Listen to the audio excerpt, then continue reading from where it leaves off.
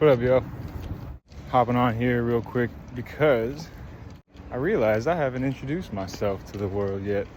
So far, I've just posted videos of Bible studies, and commentary, and thoughts, conversations, and I have not told anyone who I am,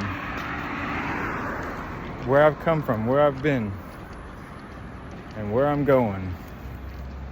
Now, I know I said I would do a better job at picking a more peaceful location to film a video, but I find that there's no better location than to just walk and talk, because walking gets the mind running. But yeah, so my handle says Hydro Flows, and I believe my profile says Chris Crawford. That is my first name, Christopher. But since I was born, my parents called me Correy, called me by my middle name.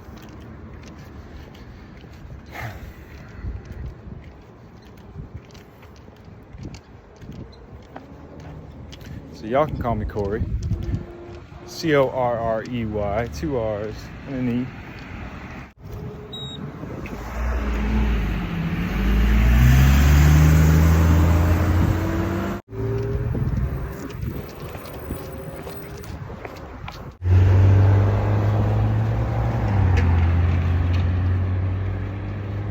We're going down by my favorite spot, by the way. Anyway, so I guess I'll start by saying where I'm at. It's a good place to start, right? Good place as any. I feel like I'm in a very unique position in life. I don't even know what to call it. Some might call it being stuck. Others might call it being patient, patiently waiting. Others might call it being faithful. To be honest, I do not know. What I do know is this. I'm a skateboarder, as you might have seen from a bird's eye view, that thumbnail. I've been skateboarding since I was 12, on and off, of course. I haven't been skateboarding straight through since I was 12. I'm 34 now.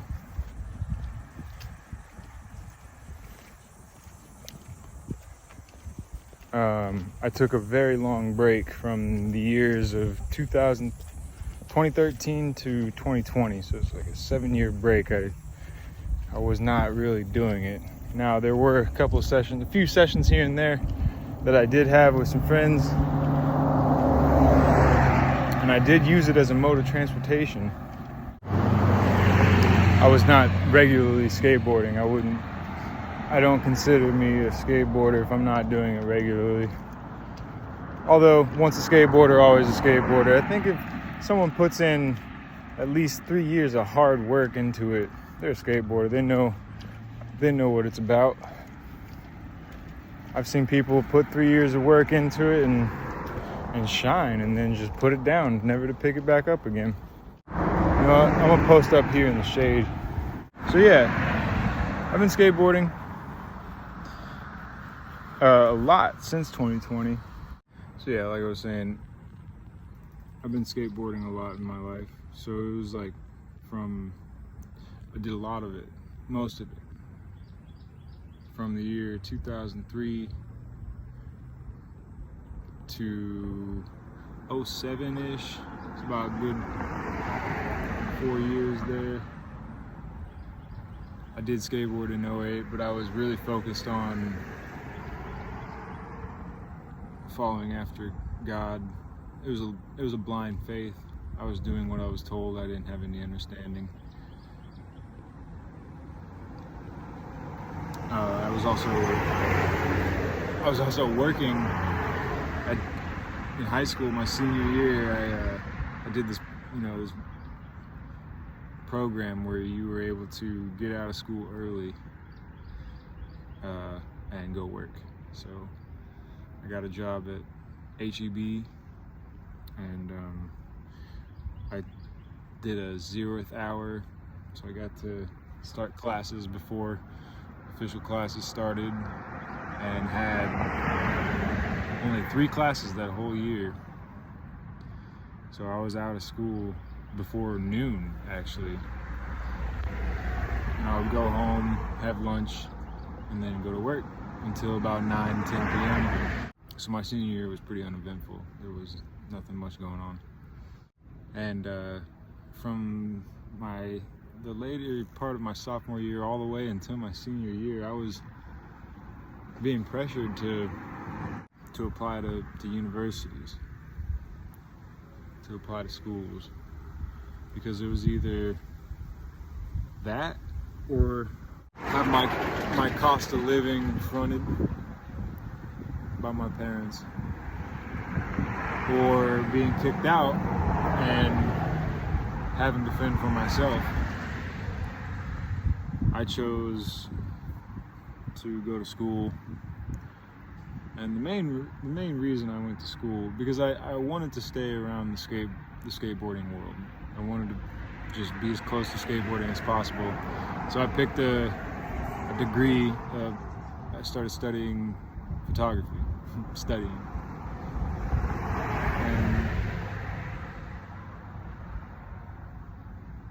and I chose Houston, the University of Houston, because it was a large international metropolitan area. So skate spots, lots of skate spots, and the Houston skate scene was, and still is, a staple in Texas skateboarding. So I went there. A lot of my friends ended up going to University of North Texas, and then the rest of them stayed in Killeen, Fort Hood, which is where I went to high school. So I'm a military brat, I should mention that. I said I was going to start with where I'm at today, but here I am jumping around.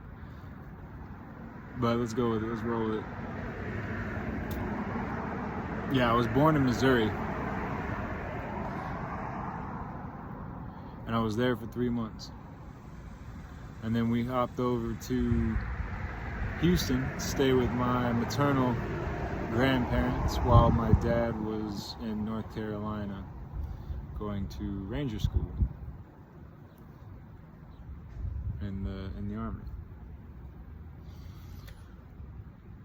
And we were there in Houston for, I think, 6 months. It could have been 4 months. I'm not sure on the time. I do have a timeline where I have everything kind of dated accurately. I think it was about 4 months. And then I believe we spent Christmas there in Houston, and then we went together back to North Carolina. So the first year of my life I spent in 3 different locations, and the house where we stayed at from my maternal grandparents' house was my mother's house when she was growing up. So that was like a very stable environment there. But in 2021, that house was sold and it was demolished.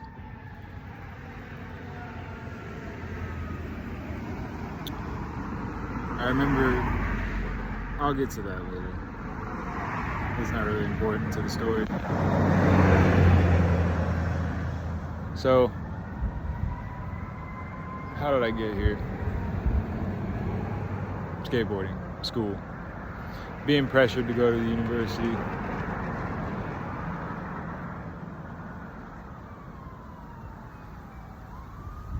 So yeah, when I was at the University of Houston, I also wasn't really skateboarding too much. I was focusing on my academics, making sure that I was doing the best that I could, because obviously I was grateful for the opportunity that was given to me, so I was doing the best I could.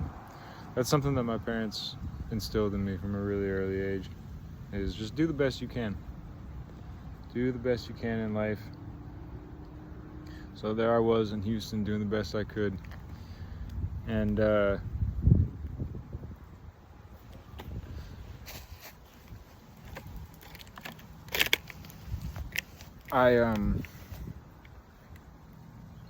being in the fine arts community, my work in the first and second semesters were really heavily geared towards giving glory to God.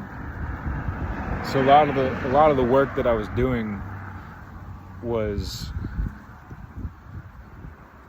from the perspective of a close friend of mine. His name was Oz. He and a few other students, a few other of my peers, had talked amongst themselves, saying like this guy's art isn't relatable. And so we had a conversation at Cafe Brazil in Houston off of Westheimer, and it was there where he convinced me that, hey, if you want your work to be relatable, you should choose subjects that people can relate to. People can't really relate to and won't always relate to religious subjects. So I heard him out and I said, oh yeah, I guess you're kind of right. And that was the beginning of the falling away of my faith, which and a series of other events kind of started chipping away at the strength, which it really was me just blind faith. I was doing things in blind obedience to my God. I had yet to taste of the enlightenment of the salvation of Jesus Christ,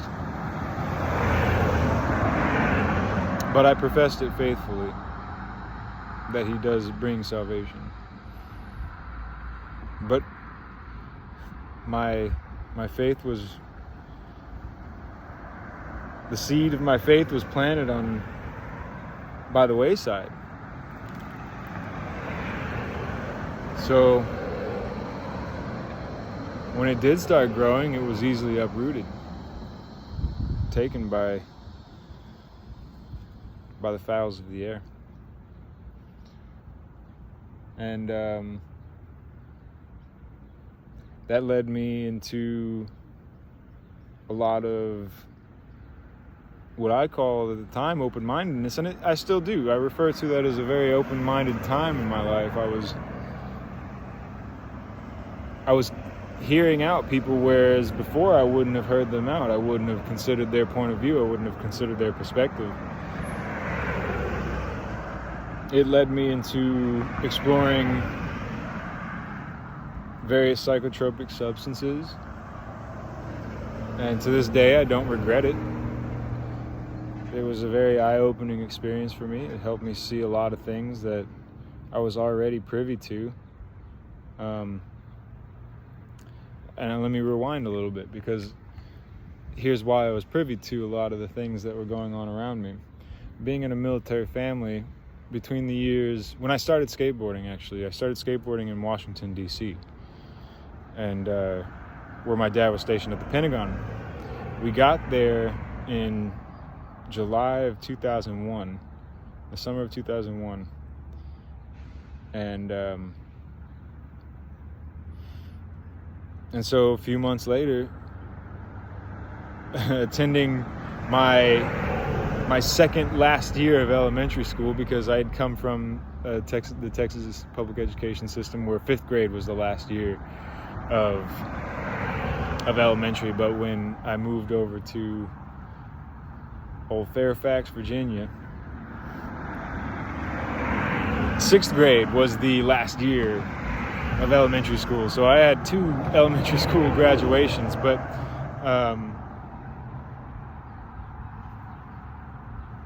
so within the first 2 months of that grade, 9/11 happened, and I remember that day. It was weird because people kept getting pulled out of class, and none of the teachers were telling us what was happening. They were actually lying to us. My teacher having said, or actually I think it was the teacher over next door who had told us that there's a chemical attack. There's an airborne chemical attack. And so we had to stay inside, but yet kids were getting pulled out of class. And when we finally got released for the day, we walked home. So it was about a mile walk from the elementary school back home. And me and the neighborhood kids that I hung out with, we encountered my dad sitting on the curb not too far from the elementary school. It was my dad and my mom, I think. And my dad's usually at work at that time, but here he is sitting on the curb with his head like down low like this, just looking at the ground. And I'm like, yo, what's going on? Like, everyone was getting pulled out of class today. And he just said, you'll see when we get home. Just decided to withhold information from me instead of just talking to me. And so we got home, and he turned on the TV, and that's when I saw all the footage that they were just cycling through for the day. And then I saw that the Pentagon had got hit. I was like, oh, okay, weird. And so fast forward from that date to 2004, when my dad was getting deployed to Iraq. And so this is 3 years after this attack happened. And the reason that I was given is the same reason that was being parroted they parroted the same reason that was being given on mainstream media, which was, oh, we're destroying all the weapons of mass destruction that Saddam is supplying to terrorists. And I'm like, well, hold on. Why did it take you, given the fact that they had identified the supposed perpetrators of this attack the day of, in the news, and it was being circulated the day of? Why, after 3 years, are you just now addressing this situation? I'd already seen that Afghanistan had been invaded, and the invasion of Fallujah had already taken place in 2003. And so I'm just like, yo, okay, what's going on here? What's really going on? And that was really, so I was 14 at the time. That was really the first time I started to see that truth really is stranger than fiction. And so my dad, he went to Iraq for like a brief period of time, for like a month, to, I guess, get his office set up or whatever. I don't know what he did. And then he came back. He returned for a short period of time. And it was during that time, while he was gone, when I started looking into like what are we really doing over there. I had access to the internet, and I just started Googling things. I started looking things up, like, why are we going to Iraq? What's the real reason? Stuff like that. And my 14-year-old brain put together this. I said in my head, okay, if we're going into a country that possibly had nothing to do with this terror attack, we're invading this country. Now, what history shows us is when invasions happen, retaliations happen shortly thereafter. People fight back. And I felt, given that from a very early age, my dad had given me the responsibility to look after my mom and my sisters. I have 2 twin sisters, by the way. And so from the age of, from as early as I can remember, this is what's been given to me. This is the task that has been given to me, is look out for my mother and my sisters. You know. And so I took this really seriously, because he was gone a lot. And so I began, when he returned before his year-long deployment, I began voicing my concern. And I distinctly remember asking my dad to retire from the military. I said, hey, maybe this isn't such a good idea. Maybe we should actually go and find something else to do as a family. Like, let's pull it together and all make a living doing something else. I mean, we've got land in San Antonio, so let's go ahead and do something. Let's not go and fight a war that we possibly don't have any business fighting. And that was the first time I started feeling a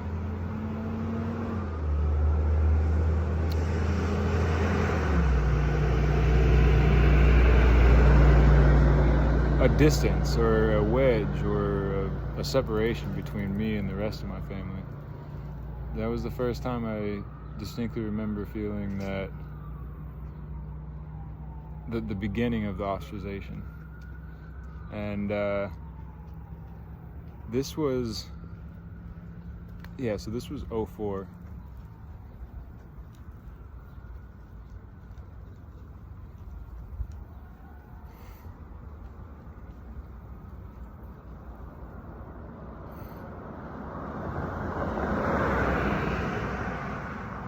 This is when I really, and this is coupled with me skateboarding. I'd already been skateboarding for, almost 2 years at this point. And I had gotten proficient at it at that point as well. I was learning a lot. I was progressing really quick. And so my entire family, extended family as well, thought that this was just like a phase, and this was just something that that would pass, essentially. But this was the first thing that I had gotten into that wasn't for anyone else, up until the point that skateboarding found me.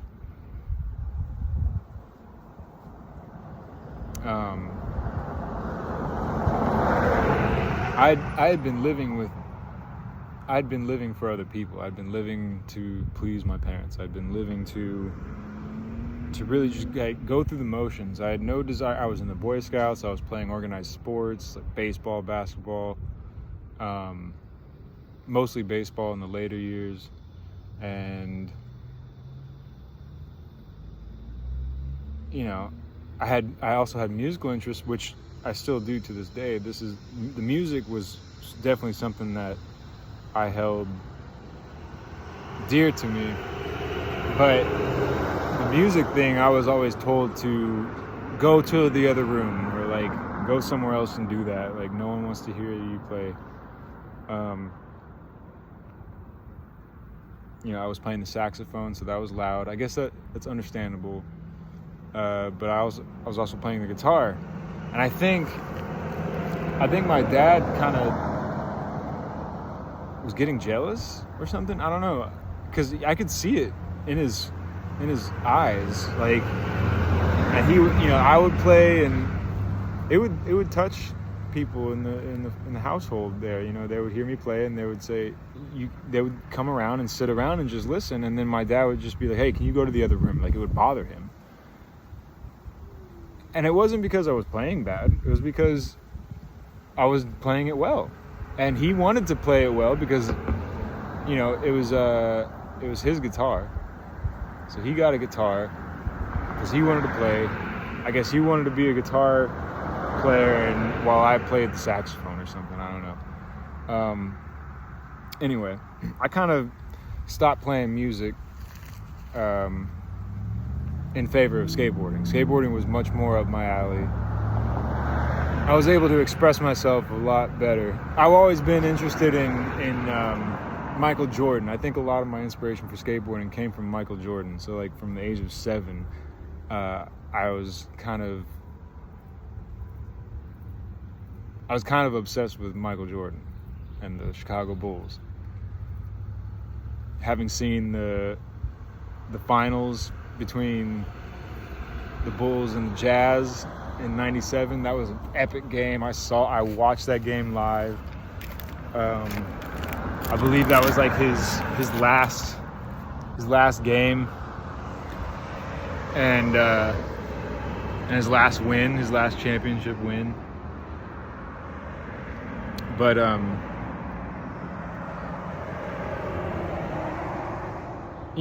I had a book that just chronicled his life and had a lot of photographs of his accomplishments and his feats of leaping ability, just his dunking ability, just being able to basically fly. And having seen Space Jam with the song, fly like an eagle. So like flying had always been something that I pursued. I would always like jump off the porch, see how far I could jump. And yeah, so that energy translated well into skateboarding. And so yeah, a lot of my family didn't really like that I was skateboarding.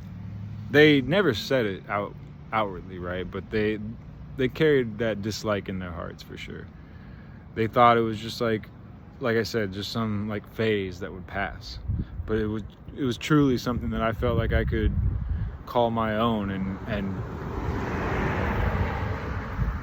work out my own identity through, and be unique and be myself. And so anyway, let's get back to the main timeline, because I'm kind of going all over the place here. But yeah, so I had found psychotropic substances, and that really opened my eyes to the nature of reality and the truth that we all live in. Having a firm foundation in the Gospels of Jesus Christ, I believe that really helped me understand a lot about the reality we live in. It was a wonderful experience. So my journey with substance use started at the age of 19.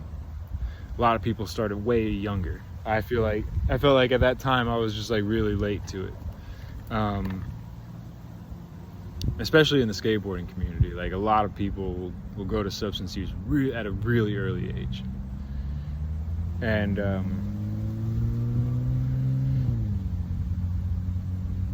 so it started with a party where I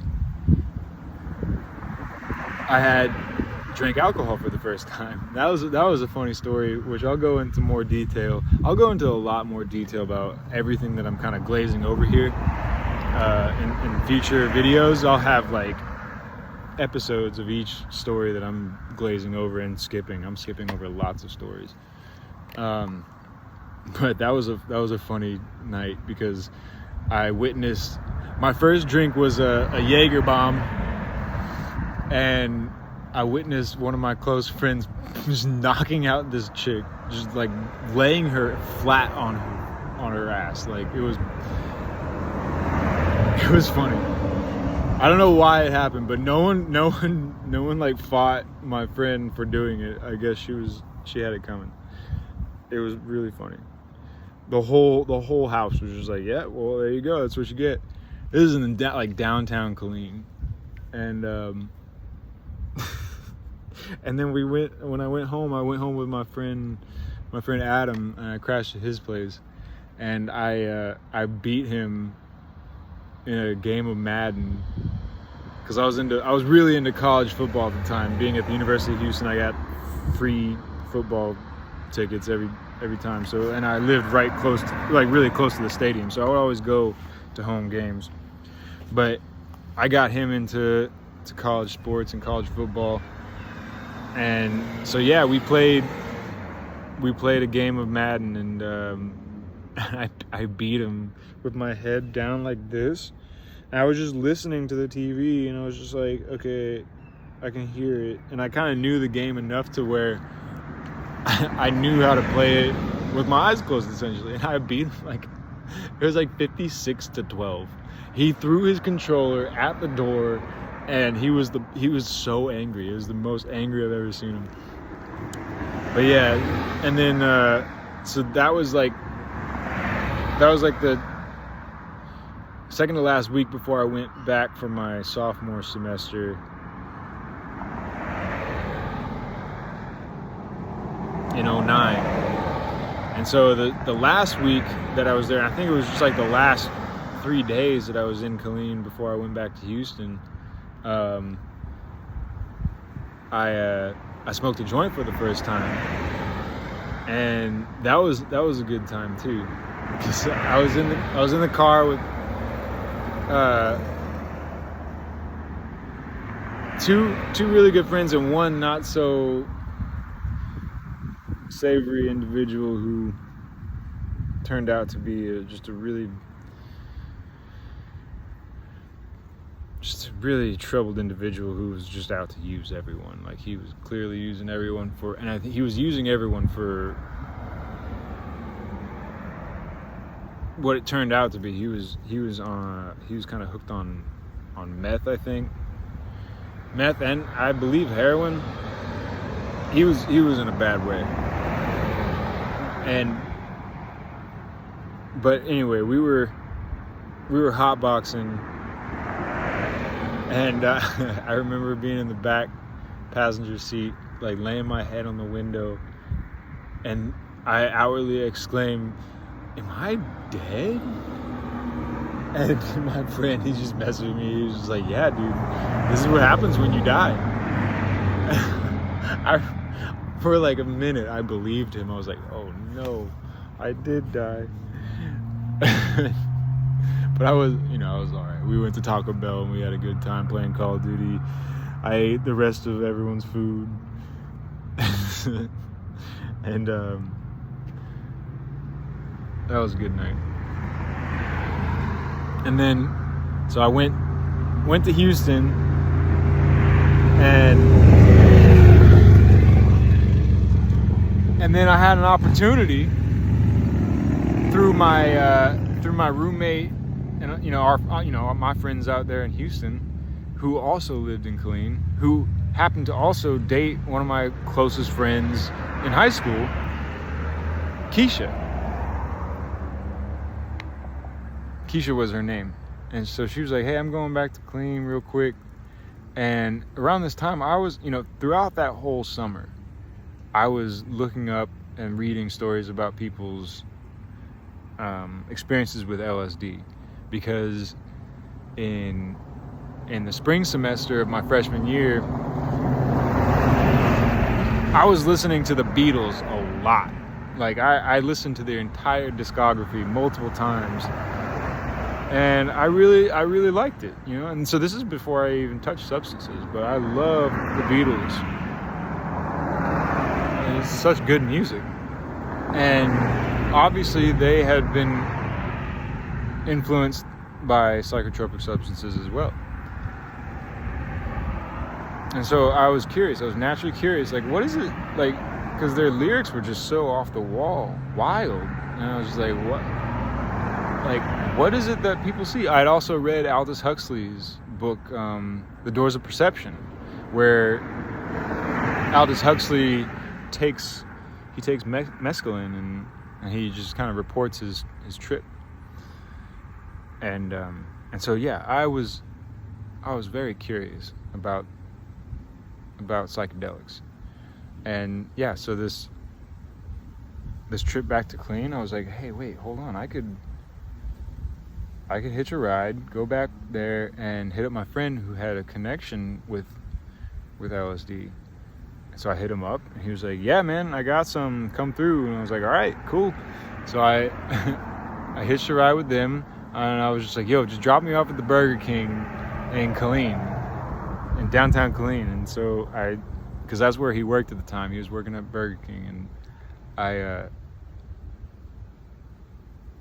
I get dropped off at Burger King. He's like, dude, I'm off in like 7 hours. And I was like, that's fine, I'll wait.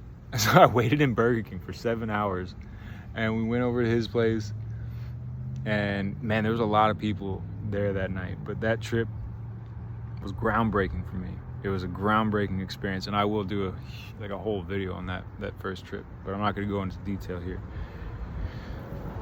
It was eye-opening. It was a beautiful experience. It was nothing but a beautiful experience. It was the highest highs and the lowest lows for that time in my life. And yeah, that was when I was like, yo, there's way more to life than just this robotic program that we all put ourselves through. Like that's the fake reality that we allow ourselves to be convinced is reality. There's something so much more beautiful, so much more vibrant beyond that, and without it. And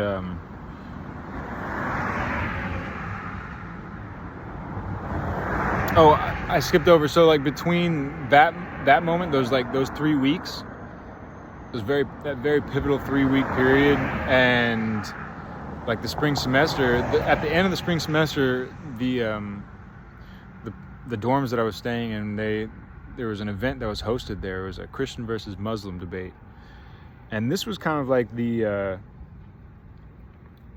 final severing of me blindly following the Christian doctrine. It really kind of, with the priming of the conversation that I had earlier on in that semester with my friend Oz, a lot of the music I was being exposed to, and then this Christian versus Muslim debate, what I realized is that, wait, hold on, y'all are saying the same thing. You're just arguing over a name. That's really what I took away from that Christian Muslim debate. And I got up and left in the middle of people kind of arguing about it, going back and forth and saying the same thing, but just arguing over a name. I was like, this is ridiculous.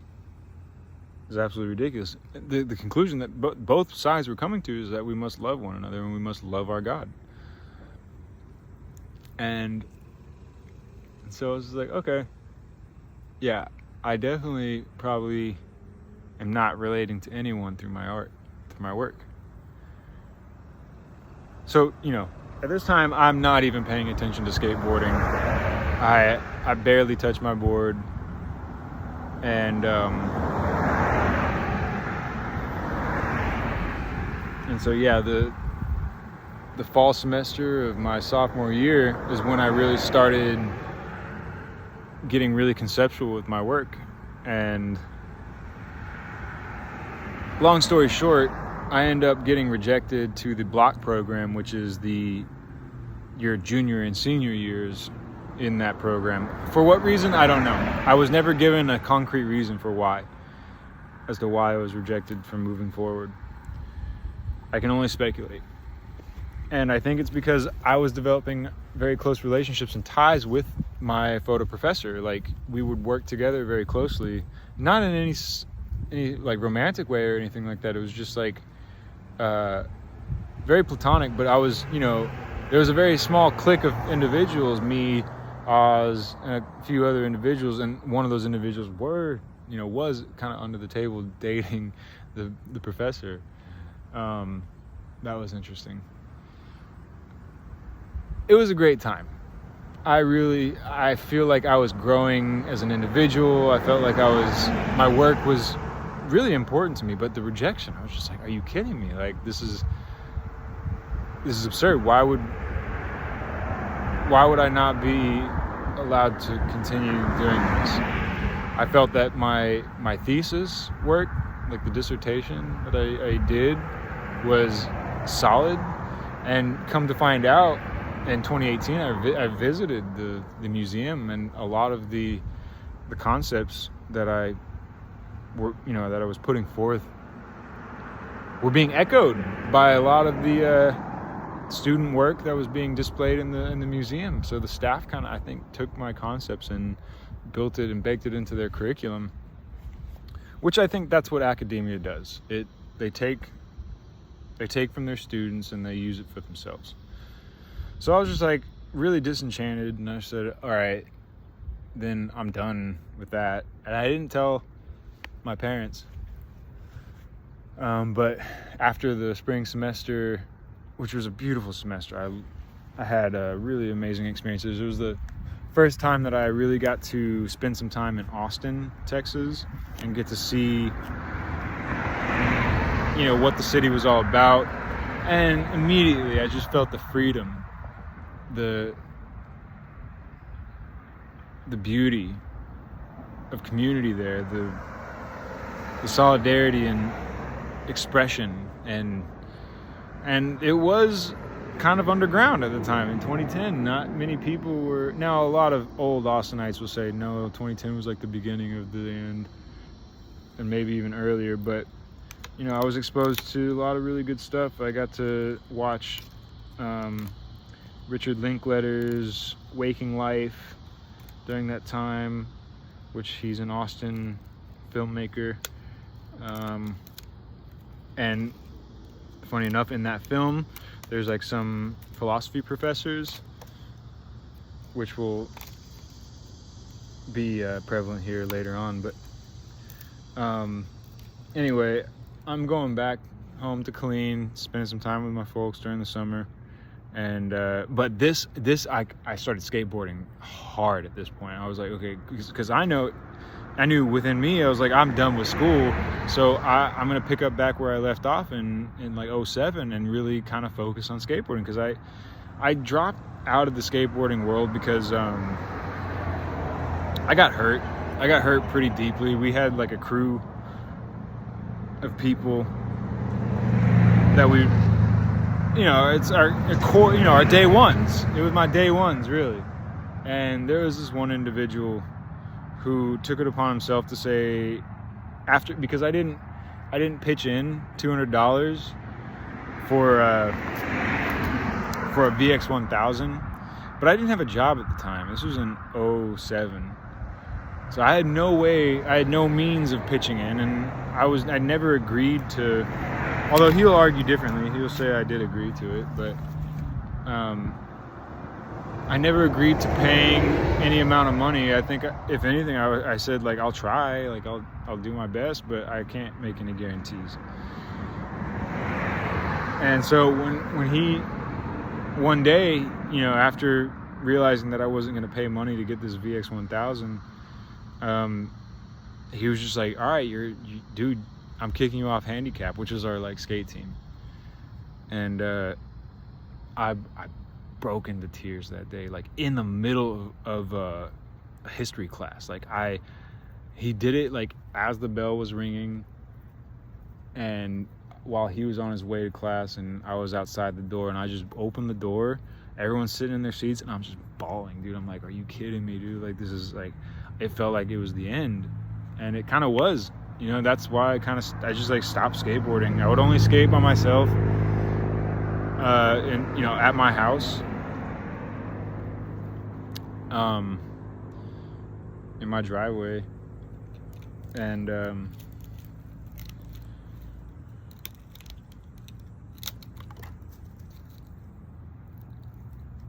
this is, I think my dad was in his second deployment in Iraq. So like, I'm getting pressure from my family to apply to schools. And I'm trying to scramble to figure out how I'm going to stay around the skateboarding scene, because that's what I want to do. I want to skate. I just want to skateboard. And them not really taking me seriously with it and my pursuit of it. They never really sought to understand what it was and what I was doing with it. at the time we had made some pretty amazing accomplishments. I had made it in the paper for pushing for skate parks. We held 2 successful premieres for 2 videos that we made. We had done a lot of work for being at that age as a group. So it was really like, that was my work. I was already at work. I was already doing it. We weren't getting, we did receive some money actually, but, and then, around this time there was a our skate shop, the Skater Shack. And, only 3 of our friends were working there at the time. So there was like this like elitist clique going on, like, they got to go to work. But like all of us wanted to work there. All of us wanted to be a part of this shop, but only 3 people could.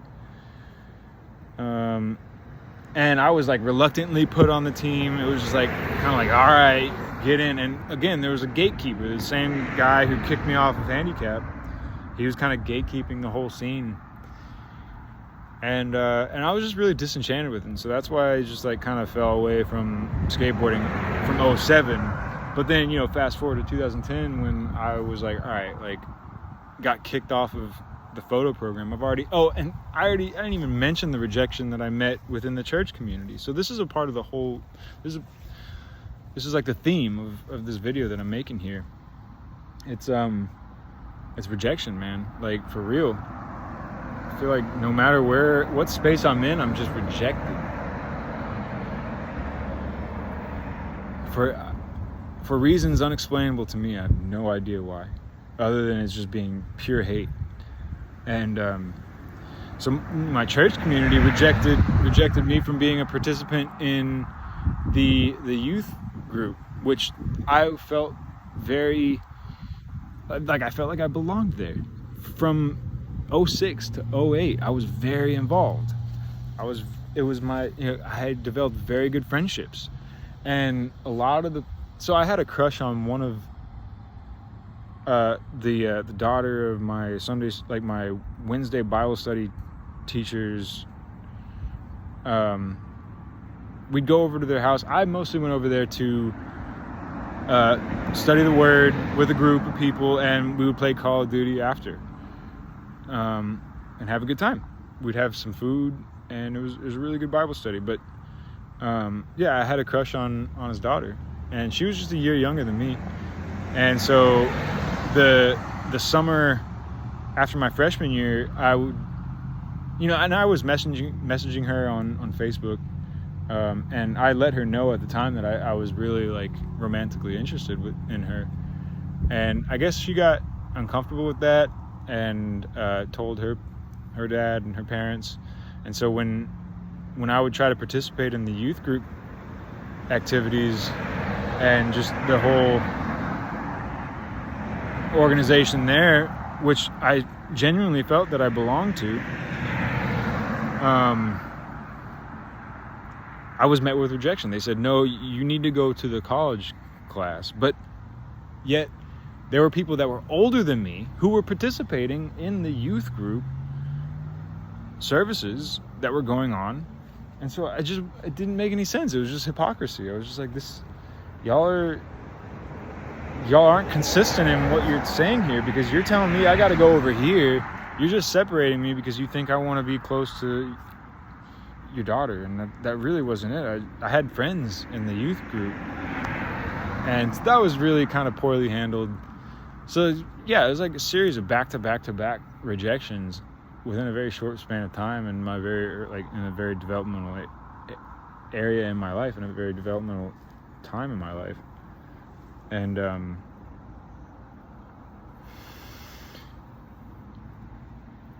so that's why, after that Christian versus Muslim debate, I was just like, you know what? Everyone's pretty much just fake, and I'm going to live my life. I'm going to live my life the way it feels natural to me to live. And that's why I allowed myself to consume psychotropic substances, which again, to this day, I don't regret doing it. It helped me see a whole lot more to the reality we live in. And it added to the depth of my relationship to Christ. Even though at the time I was completely unaware of what it was doing, but looking back now, I see that it helped deepen that relationship. So, yeah, I was skateboarding very, very heavily in that summer. I actually got an opportunity to film with some of the local, the Central Texas staple media outlet, I-35. Got some clips in a summer montage of theirs, and I was throwing down harder than I'd ever thrown down because I had a lot of like pent up energy from all this rejection and all this living for other people, where I was just like, yo, it's time to throw down. It's time to really like pick up back where I left off in 2007. So 3 years of just like not living my truth, not living and walking the path that God had set before me, and rejecting it really for other people, to please other people. That really helped me flourish in skateboarding there. And so, when the fall semester of my junior year starts rolling around, my parents started asking me like, hey, you gonna register for classes or what? Oh, also I had picked up a job at Starbucks in Houston, so that I could fund my consumption of cannabis, and to enjoy life with my friends, because they all had jobs. They would all be able to go out and enjoy themselves, and I was just like, oh, I can't really do that, but I should probably just get a job and so I can do that. So I had a job at Starbucks, and I was working at Starbucks, but I was not into that while I was in Killeen, because it's Killeen, and so I was let go, just because I think it was just like I was transferring back and forth between like the Killeen location and the Archer Heights location, and they eventually just stopped scheduling me, and so my parents were like, yo, like, if you're not registering for classes, what are you gonna do? And I was like, I don't know. I really do not know. And my dad had recently had surgery on his knee, like reconstructive surgery, and so he was unable to drive, actually. So I was driving him to and from work. That was like my responsibility for a time, and that ended in September-ish. So around this time, I was also talking to this girl who was flirting with me while I was in Houston over Facebook. I would flirt back, and one day I was just like, yo, I had the idea, I got inspired to try out hitchhiking. And I was like, well, she lived in Ohio. She was originally in Killeen and went to Ellison, which was like, that was the school that was like really close to the church that I was going to. And she also attended the youth group a few times, so I knew her through there. I'm gonna wait for this train to pass, so I'll be right back. They're probably gonna honk the horn. Let's see if they do.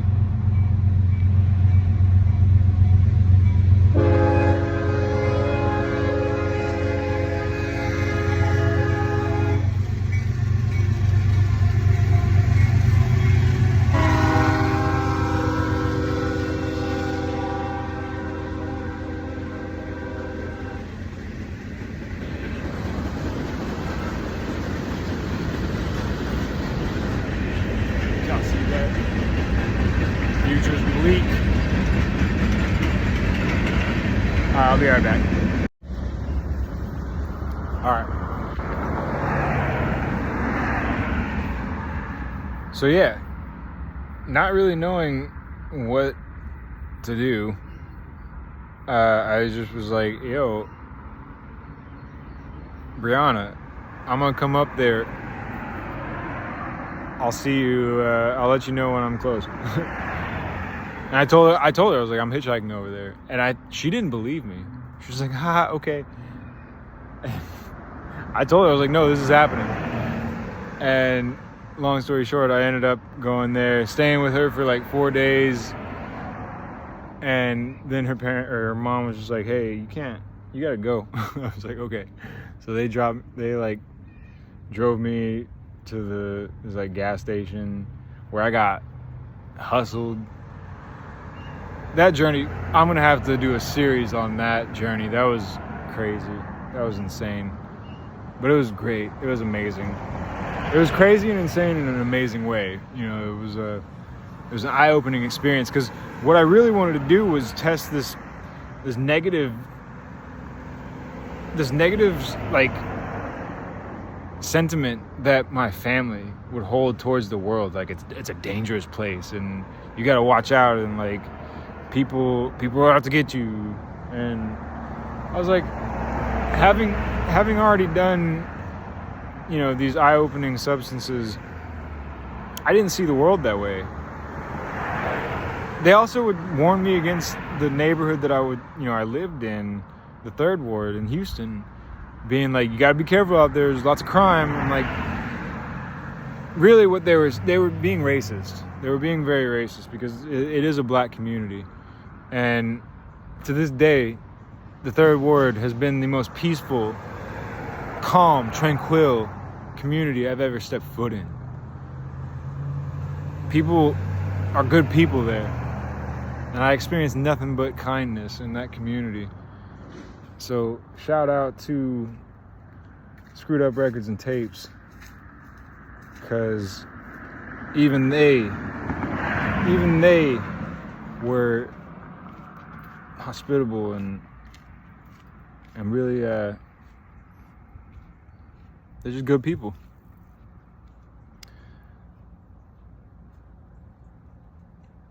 So anyway,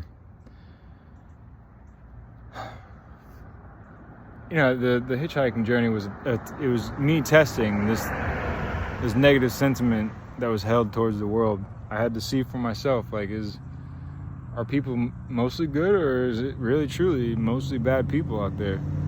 And what I found is that 99% of people in the world just want to help one another. They really just want to help. They want to make an impact on another person's life in a positive way. And that's what I experienced, you know, that was the truth of it. And yeah, so it was a 2-week journey. I had $500 and just went. And met some really good people. So I get back in like mid-October of 2010, and just so happens around that time, a lot of my friends were moving out of Killeen and moving to Austin. I was like, oh, this is my opportunity. I just need to say, hey, can I stay with y'all? And sure enough, they were like, yeah, come through. You can crash on the couch. And my friend Phil also decided to hop on that bandwagon. And so we had 5 people deep in a 3-bedroom apartment in North Austin off 183. And man, those were some really, really good times. And so yeah, started skateboarding a lot. Now the individual that was gatekeeping was also in that house, but he wasn't skateboarding.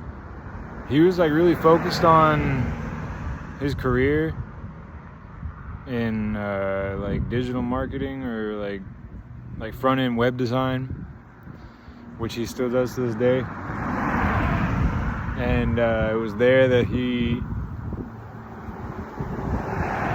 ended up meeting his now wife, which, you know, they have a family, which is good.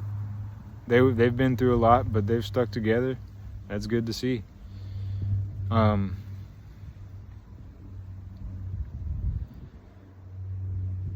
Actually, funny story, like the picture that I used in that a bird's eye view, I just landed a trick that was kind of like a shout out to that gatekeeper, just to let him know, like, hey, there's no bad blood between us. Like, I forgive you. Like, it is what it is.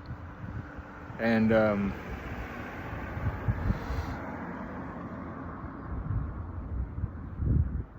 yeah, but I ended up picking up a job at Starbucks that was like right across the highway, so I just walked to work, and that was a good time. And I ended up picking up pedicabbing as well. So I rode public transportation all the way downtown, and this is before people would really like deck out their cabs. Now you can't even pedicab without having lights, sound system, and really just your own cab. Like the company that I rented cabs from at the time isn't even around anymore. Capital Pedicab, so shout out to Greg. He's a good dude. Good guy Greg. Really, really is the OG good guy Greg. So, you always say, right on, man. Right on, man.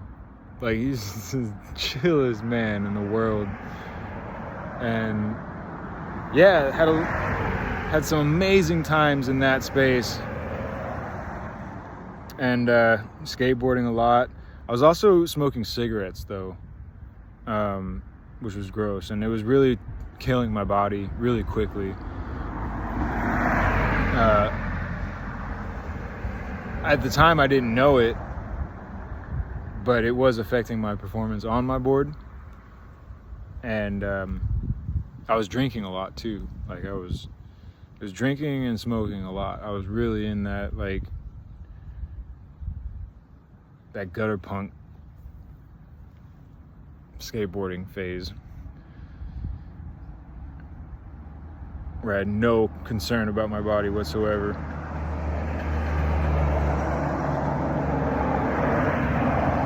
But other than that, like that's really all I was doing. I was skateboarding with my homies, playing video games, chilling, working. And the Occupy Wall Street movement was happening around this time as well.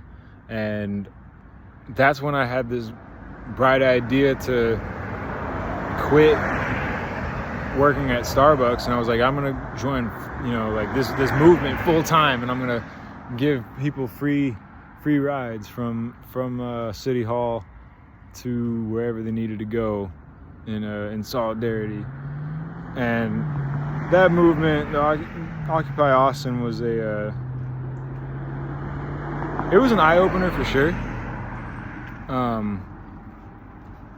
I got to see and hear a lot of people's experiences, and I learned a lot from just listening to people's concerns. It was really the libertarian movement and party was really strong during that time, and it was really kind of supporting everything that I had learned about the state, this world that we live in. 07, I'm gonna rewind a little bit again, because back in 07 I got exposed to a lot of I got exposed to that film Zeitgeist while my dad was deployed in Iraq. So that his second deployment, I was doing a lot of research on our military, our Department of Defense, the budget. I learned about the $3.5 trillion Donald Rumsfeld couldn't account for, that just went missing, and I was really exposing myself to a lot of the corruption that existed in that space of our world. So the Occupy Wall Street movement provided a lot of resources for me to go after. I was also active on message boards where I would also gather information and resources and sources to just consume and absorb. And I got to learn a lot. I learned a lot during that time. I was doing a lot of reading, and in addition to, you know, skateboarding and working, it was a really liberating time in the sense of like intellectually, and I absorbed a lot of the world's knowledge and the way the world works. It wasn't complete, obviously, but I absorbed a lot of it. I was also exposed to I don't know if you are familiar with it, but there's this interview, it's done by The Hidden Hand, and it's like, it exposes a lot about supposedly the way the world works. So I read that, and then I dislocated my elbow. And just being a pedicabber, working, you know, and earning just cash, I also had a motorcycle at the time too.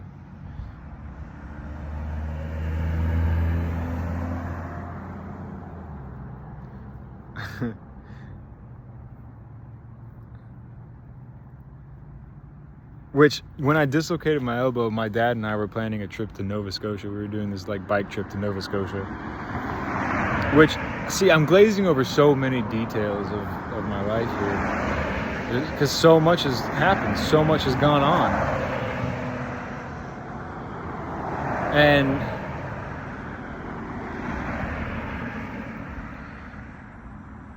And so that delayed the trip a little bit, but my sister and my dad helped me get to the hospital, where they put me under to relocate it. I mean, it was dislocated in such a bad way that I was in excruciating amount of pain. It just wouldn't go away. I was just like, do whatever you need to do to get it put it back into place. And they put me under like full sedation, and my dad and my sister watched them put it back together, like put it back in place. And they said that I came to while they set it back into place and was like screaming. So like the sedative wasn't like, the pain was so strong that it awoke me from the sedation. I don't remember that, but that's what happened. And so I was hit with like a $5,000 bill, and that's when I was like, oh, yeah, maybe I should like take myself a little more seriously. And it had been 2 years at the time since I had been at school, and really just not really knowing what I was doing, and just living life and kind of flying by the seat of my pants. Seam of my pants? What is it? I can't remember. Don't know. But that's when I was like, okay, all right, fine. Like, I will go back to school so I can get a job and insurance and be able to support myself, instead of relying on others to support my mistakes. And so I started registering for classes at the local community college, and I moved back with my parents for the time, but I was still pedicabbing, so I was going back and forth between Austin, staying couch surfing on a friend's couch while I was pedicabbing 3 days out of the week, and then 4 days out of the week I would be with my parents going to school.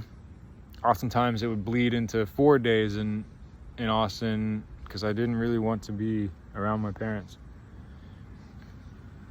because I don't want to speak negatively about them. They did everything they could to help me. I'll just say I didn't want to be in that house. And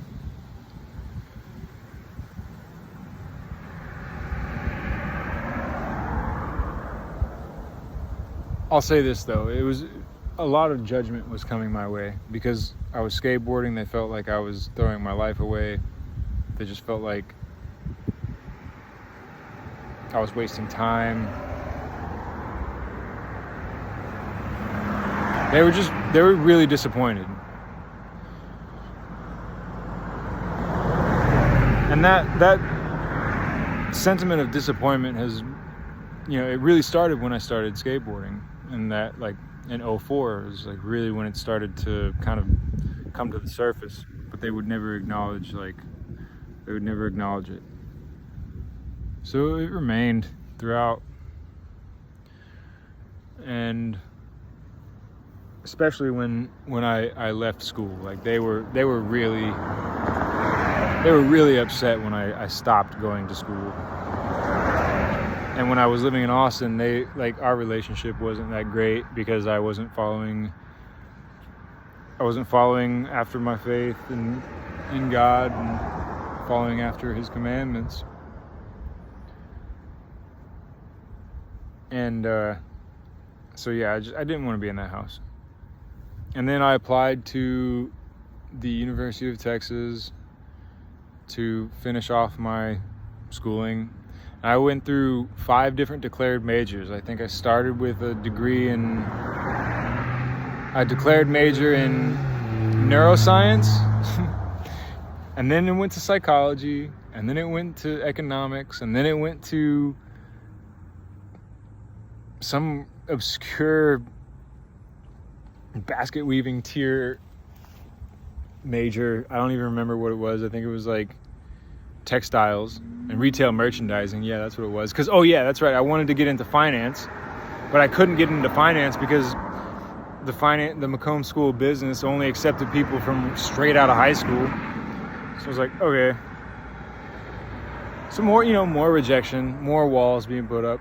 This is God directing my path, y'all. This is what that is. He establishes our path, and He alone. And then I was like, you know what? They always say, do what you love, pick what speaks most to you, and go with it. And so, being the thinker that I am, and really searching, my search for God never really stopped. It just expanded into secular and a worldly view, and I started to seek God with my own understanding, and that culminated with a declared major in philosophy. So I was a philosophy student, and I started shaping my degree plan to later pursue a career in law, because I was really involved with the goings on of government and the way that they affect our life. Because from a very early age, 9/11, I was, for most people in the world, 9/11 was an event that happened in the world. For me, 9/11 was an event that happened in my household. I had to experience that by a degree of separation, just 1 degree. Most people are separated by that event by 7 degrees. No one's really as close to that as I am. And so no one really had to struggle with understanding and trying to make sense of how it affected their lives. And at that time, I was already aware of the Patriot Act, and a lot of the education I got in the way of government came from like the Occupy Wall Street movement, trying to make sense of the financial crash in 2008, and why that happened and how it came to be and what allowed that to happen. So yeah, I started dating an individual who was going to the University of North Texas, where my friends were still, they were finishing up I think at this time, they had just finished, they were doing like their 5th year, kind of like going abroad studies season at this time. It was 2013. I think they had just finished, and they may have been living there. They would go and travel there to have parties with the friends that were still going to school at that university. And I had moved in with a friend of mine, Slash, in January of 2013, and we went up to celebrate his birthday. Him and the gatekeeper would celebrate their birthday because they have their birthdays back to back.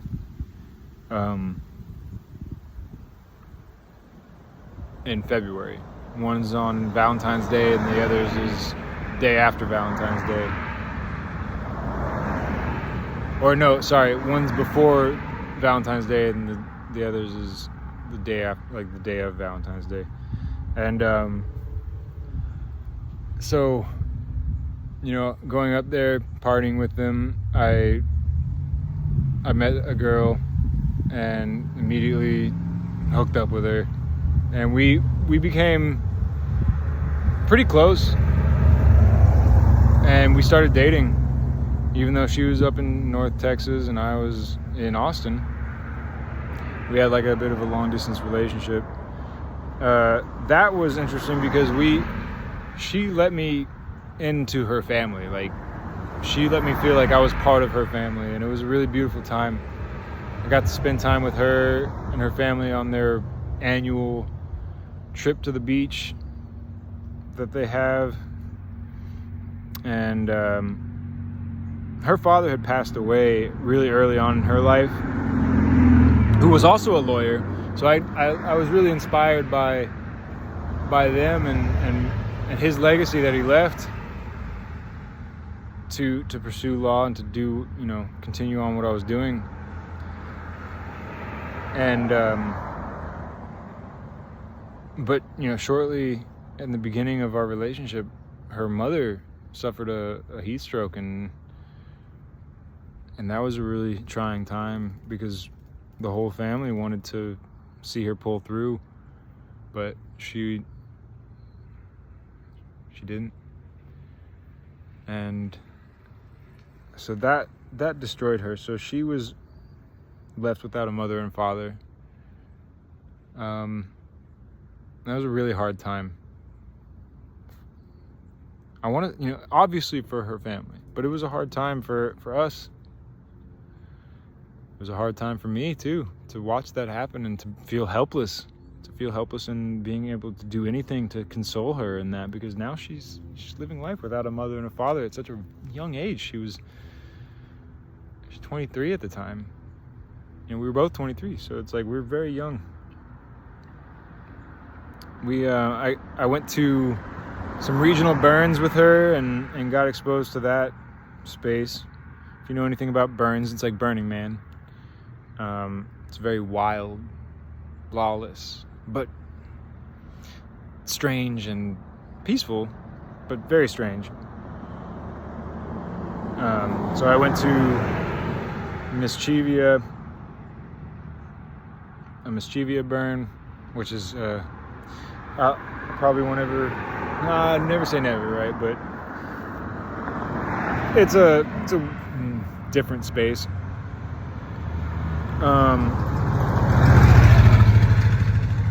Where the mixing of nudity and exposure of that to all ages is not frowned upon. So it's in short, it's a pagan thing, really. And that's why I say I'll probably never return to it. But if they could ditch the nudity thing and, you know, have some semblance of civility and respect for innocence, then I might go back. But it's that kind of leaves a really bad taste in my mouth. Other than that, it's a pretty good space to. But yeah, there's a lot of dark forces that work through that space for sure. And then, you know, between that time, which was like October 2013 to early 2014, it was disclosed to me that she'd called me one day and told me like, hey, like I slept with my friend, and so she was giving up on the relationship for sure. And that was the first time I had experienced like heartbreak, because I was like, yo, like I felt like everything was just kind of crumbling around me. Everything was falling apart around me, and there's nothing I could do about it. And we spent our last like moments together at Flipside or Freezer Burn, sorry, in January, where I'm almost positive she continued to like sleep around even at that event with me there. But that's water under the bridge. I hold no grudge against her. It was just a really hard time for me because, like I said, I just felt like I really couldn't do anything. A relationship that started off so well. You know, I took her to a trip to Big Bend. We put her on the back of my motorcycle and we just headed out there and camped out there for like 2 or 3 days. It was an amazing trip.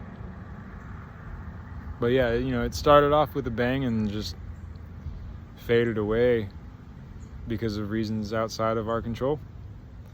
And again, this is God establishing our path.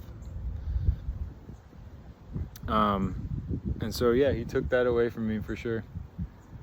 And because he didn't want me to be in that space, he didn't want me to belong there. That's not where I was to be. So the lease was up around that time and I moved out.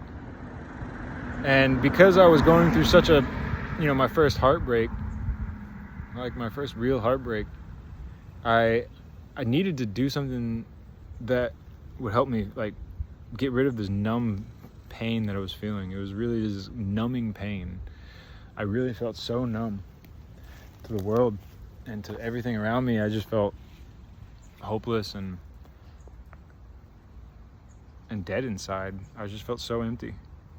And so I had this bright idea, like, okay, well, let me try to win the affection of my father, or my dad. And so I decided to join the ROTC. Also in an attempt to feel something, I knew that self-discipline would kind of slap me out of this like spell of numbness. So it was a twofold endeavor there. And I really kind of picked myself up off the ground, bootstrapped myself up, and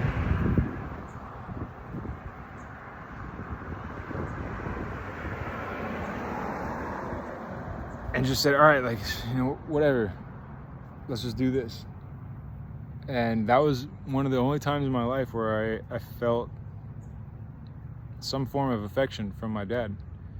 He was really excited that I was joining the ROTC and getting into that and potentially starting a career in the military. It's the only time I saw him excited about what I was doing since Boy Scouts. And so that's like a decade of time had elapsed between the last time I had seen him get excited about what I was doing in my life and so, you know, the semester passed and I filled out my contract to become an officer in the military. And the day I went to go turn it into my CO, Captain, can't remember his name, Captain something.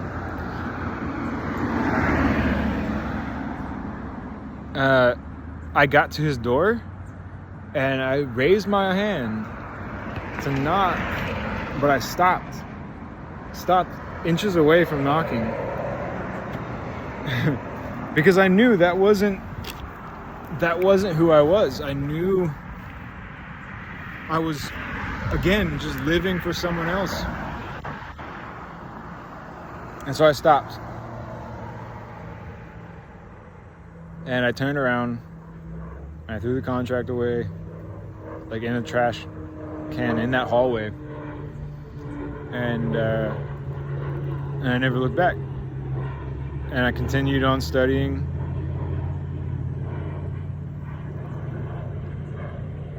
Philosophy, and this was the semester that I was first introduced to logic, formal logic. This is right around the time when I started thinking correctly. and thinking rightly. Like my ability to think correctly and accurately and reason accurately was developed then. And it was also when I was first exposed to this individual. Her name is Katie. She was in that class, and the next semester she was in my formal logic or intermediate logic class. So I took 2 semesters of logic, full year's worth of it, and we sat next to each other and we started hanging out, and long story short, we became lovers. She's incredibly intelligent, and I don't know how to describe it other than to say that she's lightning fast with her reasoning abilities, and light years ahead of my ability to reason as quick as she did. Now at this time, obviously I wasn't consuming psychotropic substances because of the ROTC, so it was a long break from that. But in the fall semester, during that intermediate logic class, I'd found a source for THC capsules, which are probably my favorite way of consuming it, because it's small form. It's and it lasts, like the effects last. They're sustained for 4 or 5, sometimes 6, 7 hours, and it's just a really good way to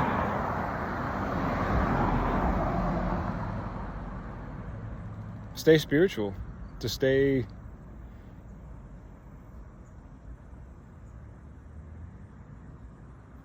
connected with God. I was living with a Craigslist roommate at the time.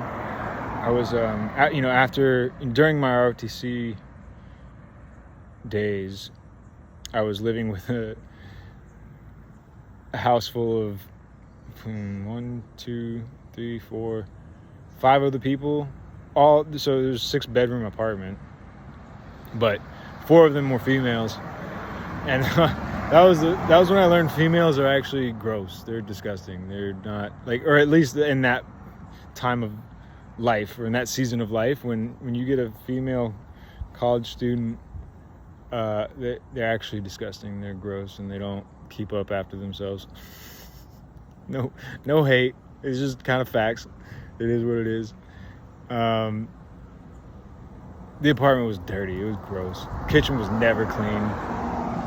And I would often, with my one other male roommate, would be doing the cleaning. I think there's a bit of a power struggle there going on. But anyway, the females themselves were very nice individuals. I got to know them quite well, and they're good people for sure.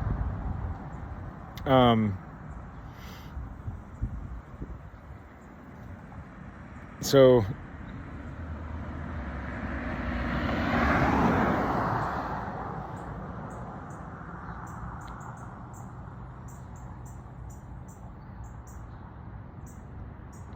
yeah, it was me and that one other male roommate. We ended up finding a place in East Austin, a little shotgun style house owned by the former chief of police of Austin. She was kind of running a real estate business herself, and we rented that out.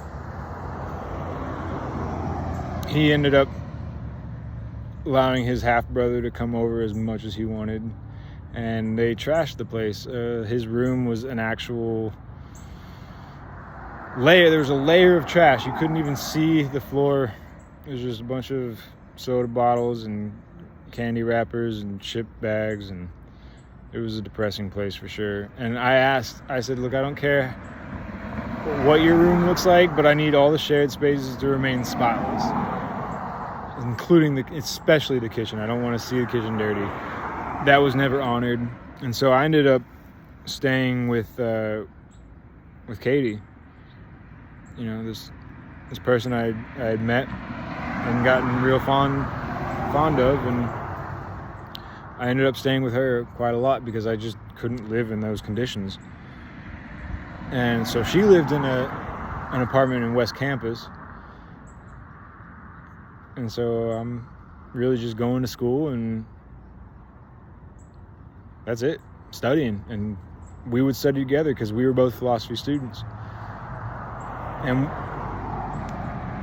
that was a real pure love. Long story short, we ended up moving in together,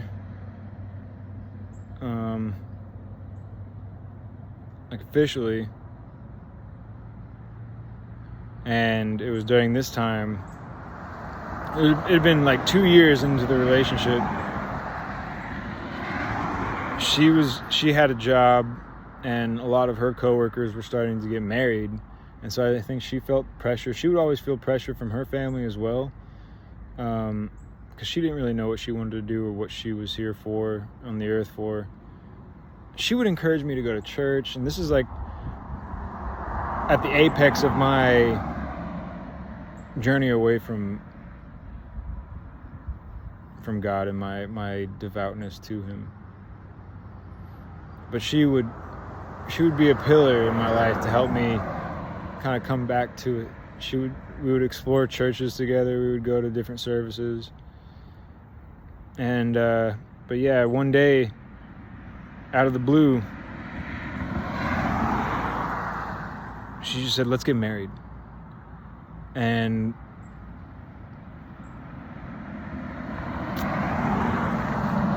having been exposed to the fact via her father,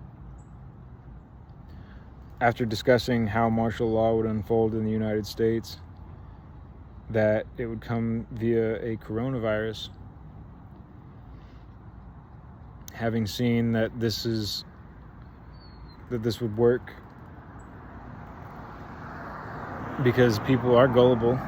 People will go with whatever authority tells them to do, even if it's to their own detriment and their own demise.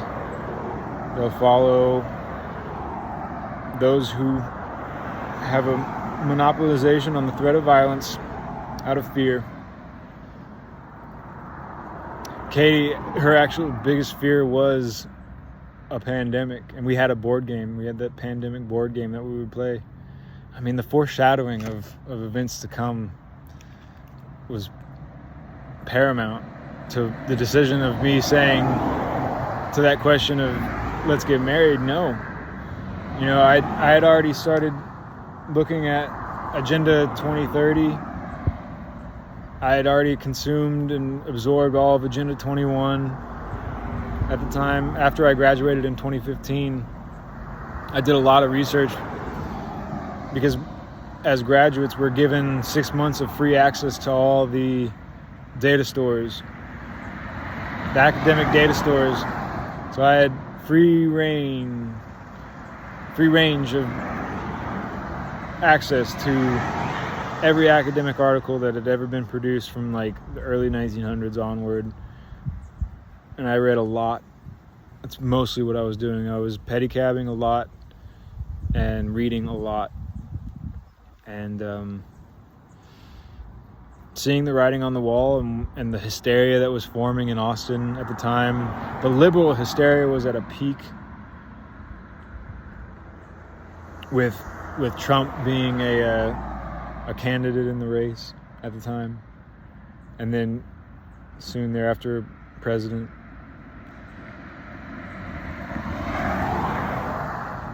I saw the writing on the wall and I said no, and I made a mistake. I made a huge mistake leaving that relationship. A lot of it was because I felt like I didn't measure up to their family's class. They were such higher class than from what I've come from, being a son of a soldier. She being the daughter of a heart surgeon and an equestrian who was getting her master's in equestrian studies. Her brother being a man of finance, and her sister being an esteemed psychologist from an Ivy League school. I just didn't feel like I fit in. And so out of fear, I made a huge mistake and left her. I did it in such a bad way. But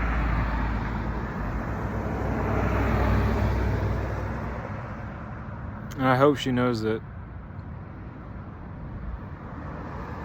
I suffered for the way that I did it. I suffered so deeply because she didn't deserve any of the treatment that I gave her. I would go out and party with my workmates. I was working at WP Engine at the time.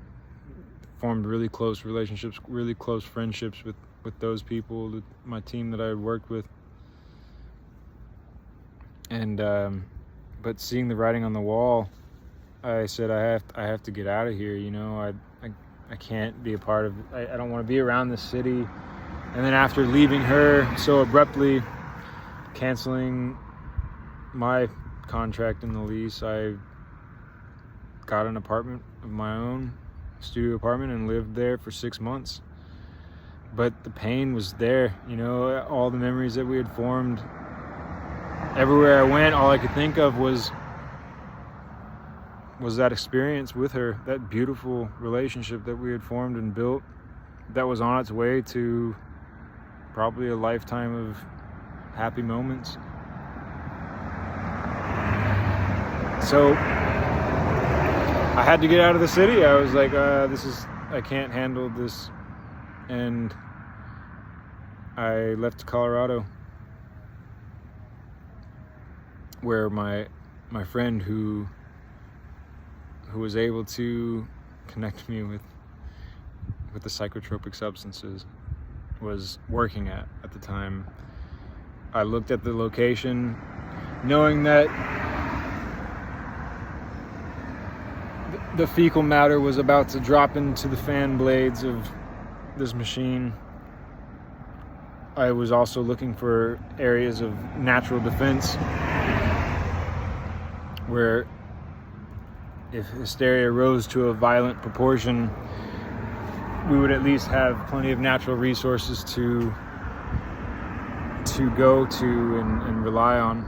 And so this ended up being the Roaring Fork Valley in Colorado, where Aspen is situated. Now, if you don't know about Aspen, this is one of the elite cities of our world. The elites live here. I didn't know this at the time. It took me quite some time to figure it out. This is a long story. I'm sorry, y'all, but this is the story of how I've arrived at where I am today, through a series of many rejections and mistakes. Biggest mistake was leaving out from underneath the wings of my God. But get to Aspen shortly thereafter and meet a girl. It's always a female. And this female, she was victim of child abuse herself. Severe abuse, physical, unspeakable physical abuse. This is the kind of abuse that goes on in that town. She grew up there in Glenwood Springs.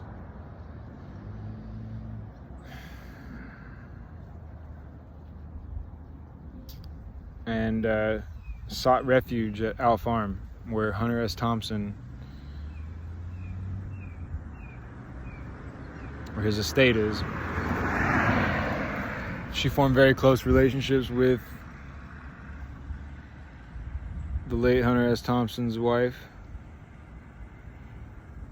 Anita. And it wasn't too long. It wasn't too long before we both committed fornication, and she told me that she was pregnant, and I told her, being the lost sheep that I was in the dark, I'll support you either way, whatever you want to decide. She decided to go and get an abortion, and I believe I'm suffering from that decision to this very day. She got the abortion, and then shortly thereafter, she said, "Oh, I'm pregnant again." And I told her already that, if it happens again, that we would keep this child. And so we did. Long story short on that, 18 months later, she reveals to me that child is not mine. Which was true. So I fell victim to paternity fraud and lost my ability to trust my fellow man. Now, this is through my own mistake. My choices led me to this point.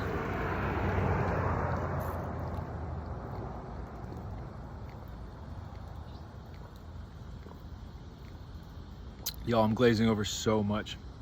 I'm glazing over so many details. But this video is already getting quite long. So after a year of feeling numb, going through the motions of my former self,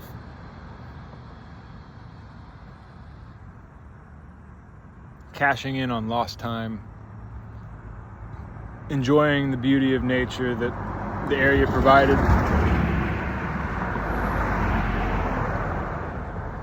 summiting mountains and backcountry snowboarding,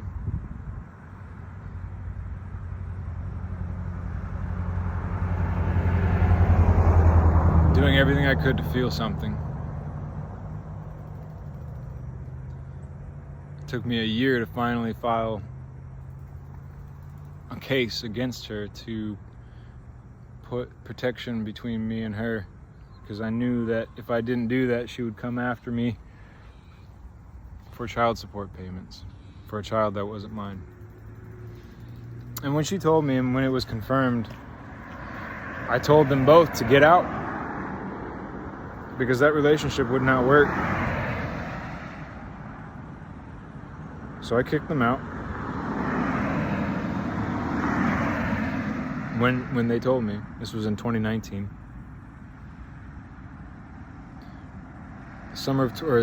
Late spring of 2019. And what happened shortly thereafter that? Well, COVID started coming through. Not having the ability to trust one another, not having the ability to trust my fellow man, and also having been given privileged information about the way martial law would unfold, and then therefore seeing it unfold before my very eyes and trying to warn everyone, hey y'all, this is a lot more than what it seems. There's a much more sinister agenda behind all this. Having been exposed to Agenda 2030,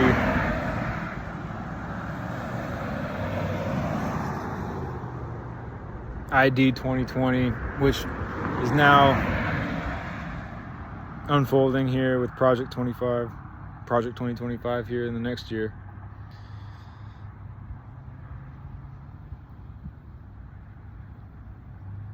Seeing all of that, and then enter a Peruvian witch doctor who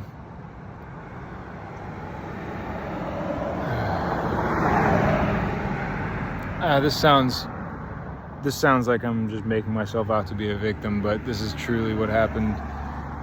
She raped me.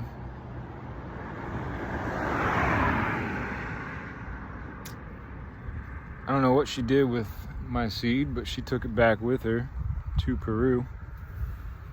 She did this within 2 hours of her departure from Aspen. Aspen is a dark place, y'all. She entered into the gates of hell, where Tinseltown really lives there, up in the hills, right across the valley from Aspen Mountain itself. It's where all of Hollywood elite live in the winter. She had showed me pictures of her enjoying parties at this place.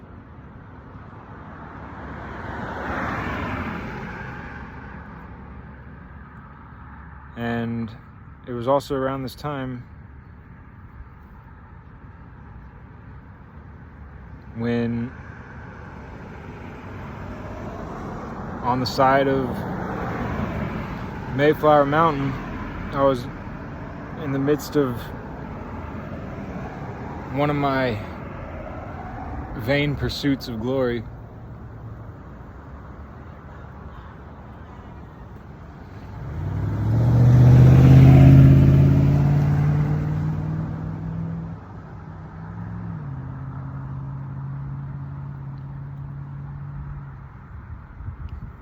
When my body began to atrophy, my backcountry partner, boosted on testosterone, was about a half a mile ahead of me on the ascent, out of sight. And I was alone on the side of that mountain on May 18th, 2020, when my body began to atrophy. And I started feeling all the life starting to flow out of me, and I looked around and realized that I had brought myself here out of vanity. And I realized that in that moment,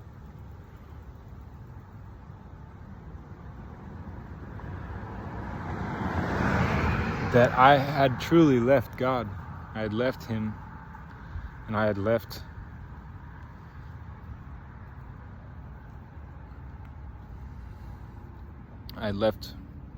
His grace. And in that moment, I cried out to Him.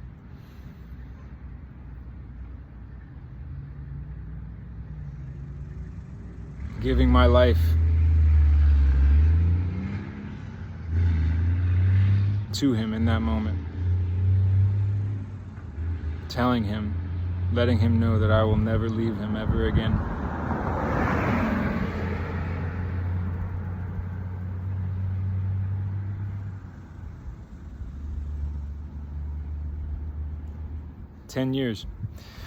Ten years of a departure, and now a return, because I had started slowly returning to Him through the conversations that I was having with my roommate, a very good friend of mine still to this day, who came to Colorado in my time of need.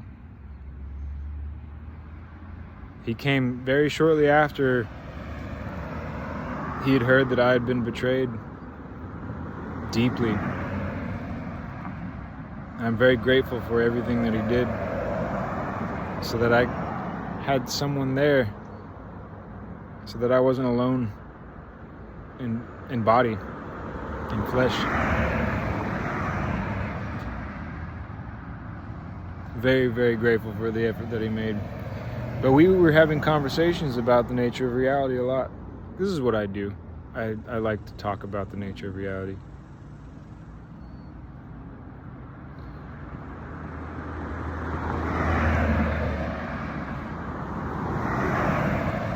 And I had already, before that day on that mountain, had already kind of come to the conclusion. I was like, there's no other way that God isn't ordaining all the events that are happening in our lives and orchestrating it.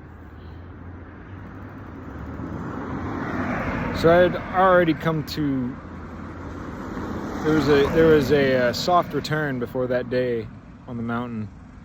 But that day on the mountain, I sealed he sealed my commitment to him, my faith in him. He let me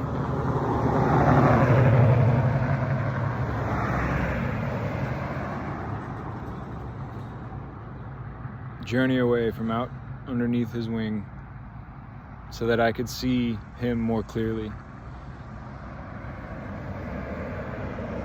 so that I could taste his mercy and his forgiveness and his love. On the side of that mountain, I was in a desert wasteland, a cold, frozen desert wasteland devoid of all life. I was the only thing living other than my backcountry partner within miles. And within my own frame of reference, it was just me there. And I said, oh wow, I really did bring myself to a desert wasteland, a high desert wasteland. How vain of me.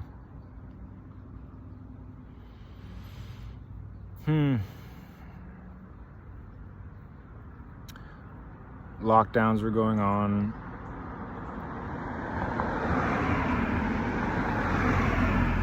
I was getting hit.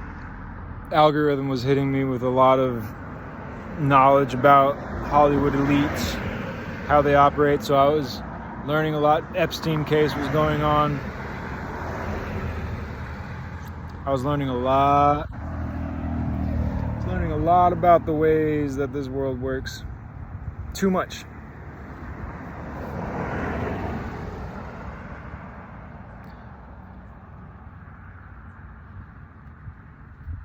This is why we don't need to be eating from the tree of the knowledge of good and evil.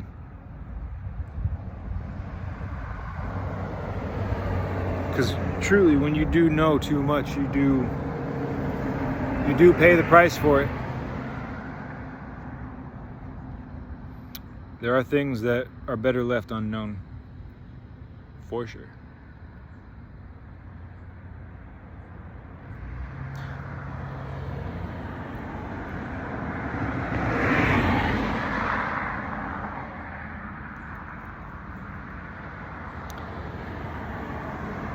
I'm skipping over all the mistreatment that I was facing at work. I was at the IT department at the skiing company at that time, but I was very, very severely mistreated there.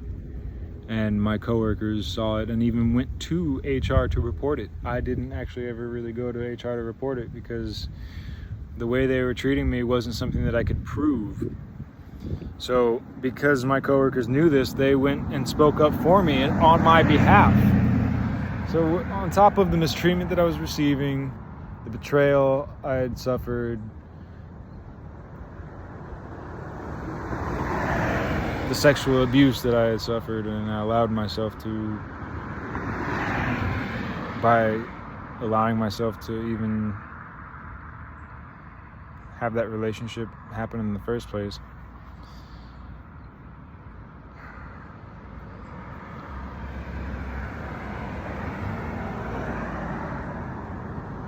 And also being told by my family after asking for consolation and just seeking some type of connection from my family. I was told that they couldn't help. I felt abandoned, but that's what initially brought me back to God. I mean, that is what brought me back to God. Suffering all of that, knowing too much.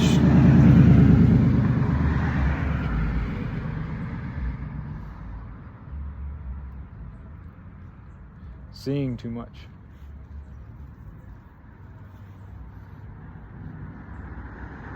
Confirming too much. There's a reason secret societies work against people. To maintain order.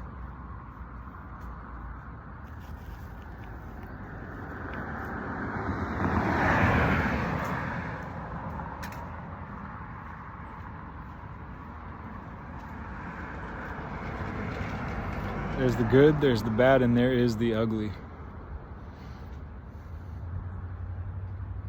I saw the ugly side of our reality.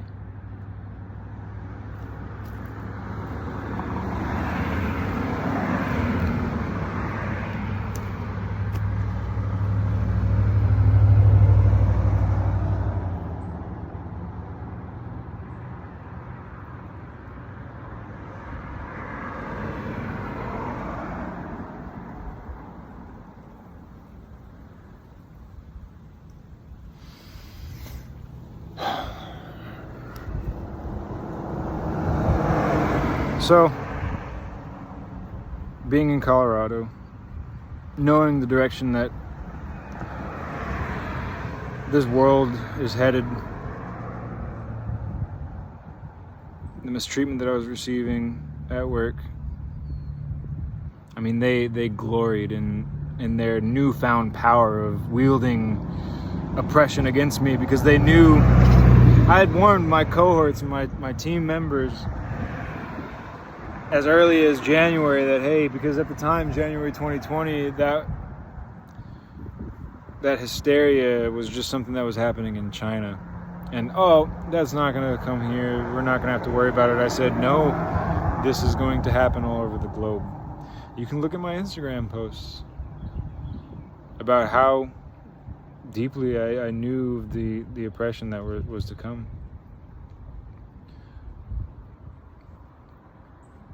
Go to Lost in Austin, LOSTINOSTIN,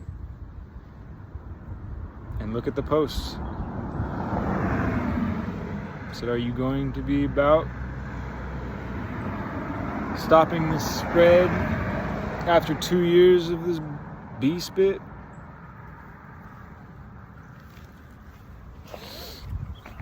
That was posted in March 2020.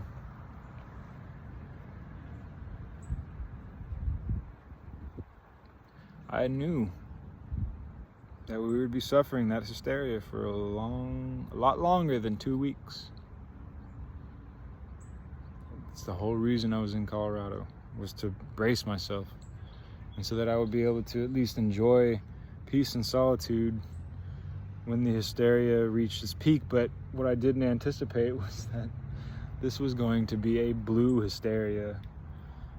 Really should have just went to Florida. But we can't anticipate everything. Can't know everything. We're not supposed to. But having known and seen too much already, it makes life difficult to navigate sometimes. That's where I am today.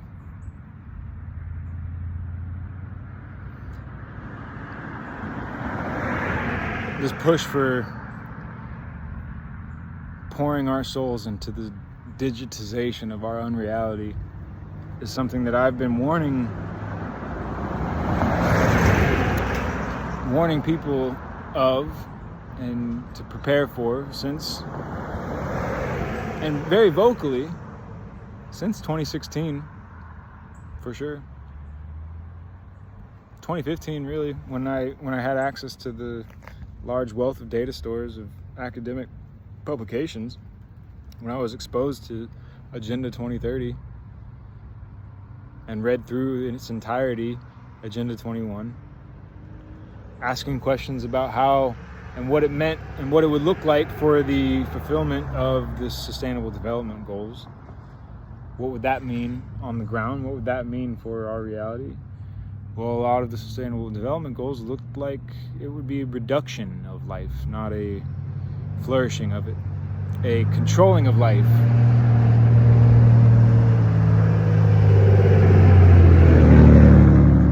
Not a liberty of it.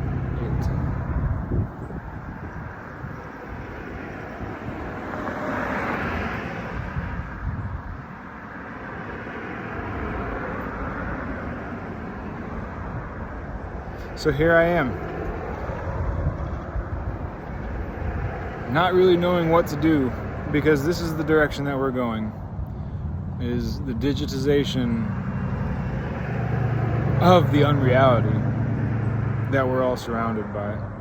There's no reality in this system. There is none. The script that is our monetary system, this monopoly money, this resource that 99.99% repeating people pursue.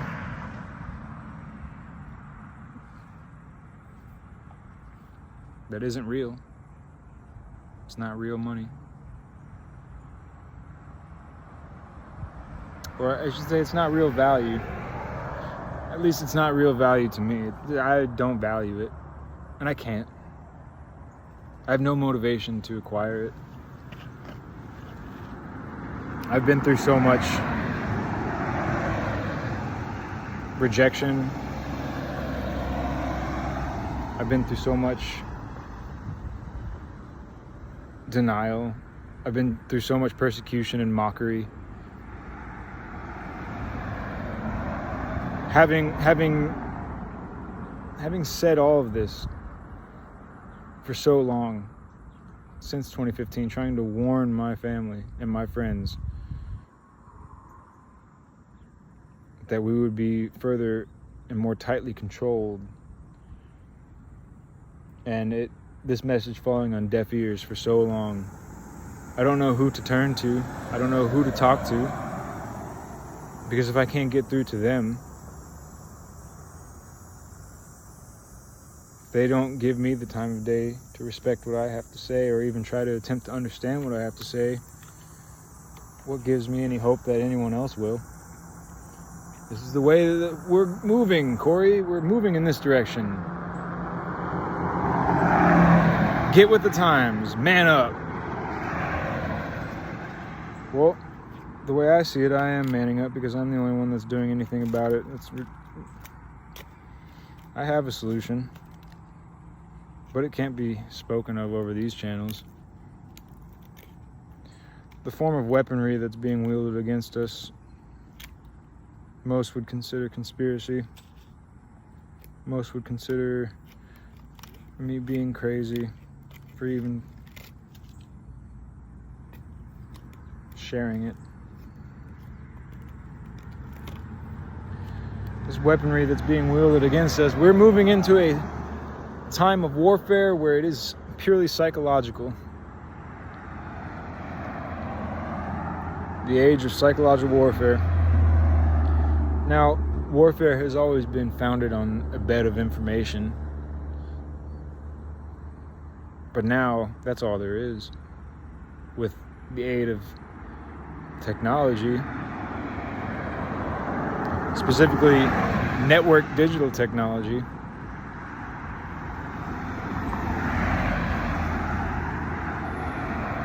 we're soon going to find that we've lost our ability to connect with one another on a real level. We're soon going to find that what we value is actually evil, completely, absolutely.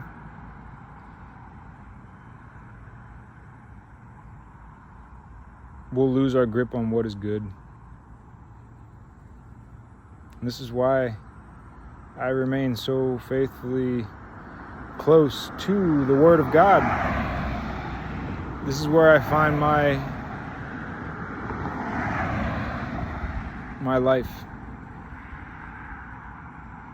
He is the source of life-giving water. But I hop in that space, in the space of contemporary Christianity, and I'm seen as a gutter punk skateboarding piece of trash because I see things a little differently. Because the way I see what Jesus taught isn't what contemporary Christianity believes to be true or accurate.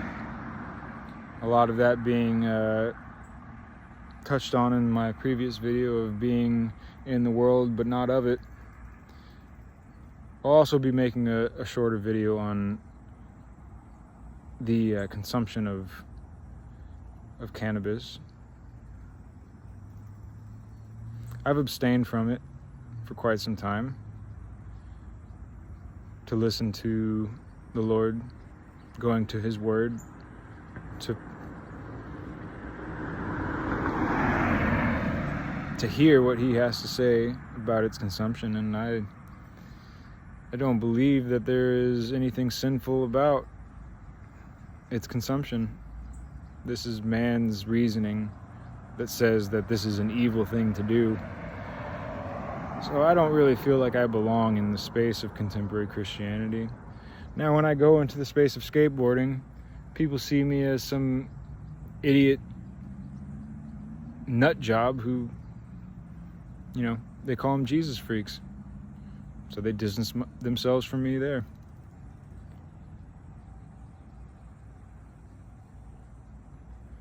And while I try to abide in God and his word as closely as I can, I see a way to work without the need of money, but I can't get through to people.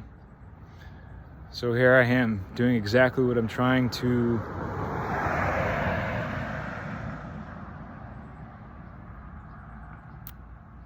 move away from, branch away from, which is the pouring of my soul into the digitization of our unreality. I'm longing for something real, something wholesome, something that is rooted in God's word, and I don't know where to go to find that, because communities are disintegrating before our very eyes. Gathering with one another is dying. The ability to speak face to face, mouth to mouth with our fellow man is a lost art already. Only in the space of podcasting do we see that happening. But when you get on the streets, good luck having a conversation with someone.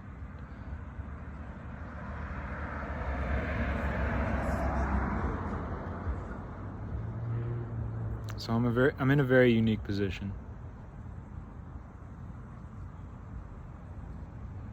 And I don't know where to go from here.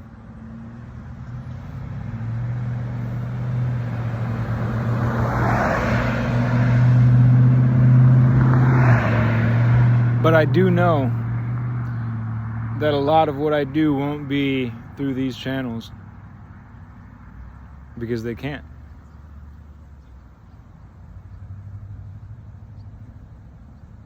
Being that warfare moving forward is going to be completely psychological and completely on the front of cyberspace,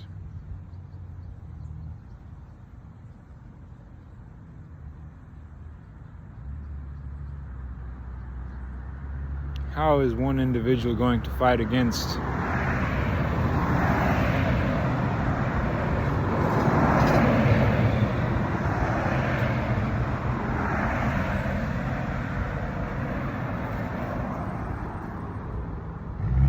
the actual powers of God? Because God did give his powers to the prince of this world, who I do not serve. Let me make that clear. I do not worship him. So I'm moving forward in faith, in service to my God. How that manifests, how that unfolds, I truly do not know. I have concrete steps, and I'm pushing to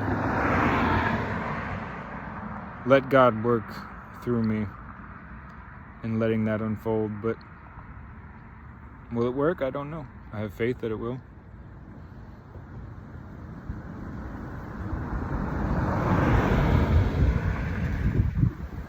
But it is truly work that I am doing in service to my God and to my fellow man.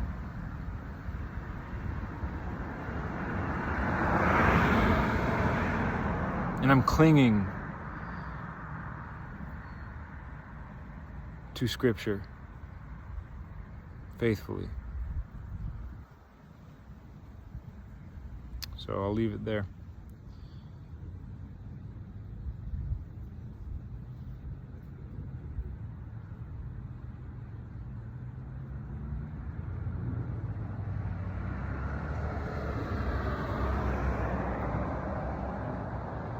but I am running out of time. I'm running out of time for the ability to deliver messages through this means, because I've already drawn the line in the sand and I won't cross it. I won't betray myself or my God.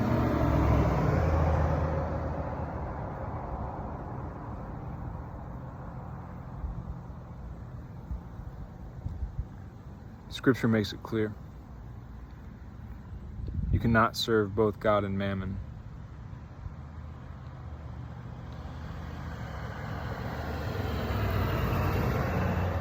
And there will come a time when our access to this channel of communication, this digital channel of communication, will be limited to those who acquiesce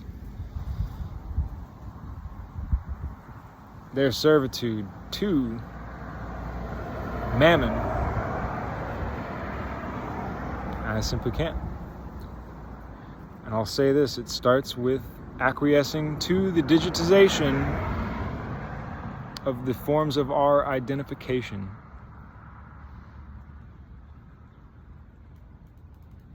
And they move slowly, inch by inch, but their goals will come to fruition by 2030 for sure.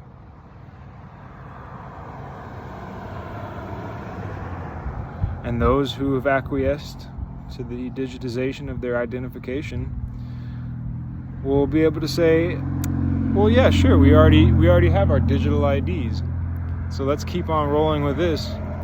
Let's keep the ball rolling.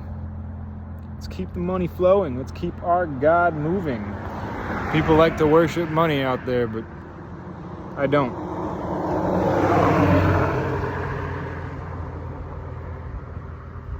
And so that's why I feel like a lot of people will say that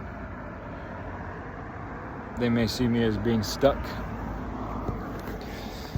or they may see me as faithfully abiding in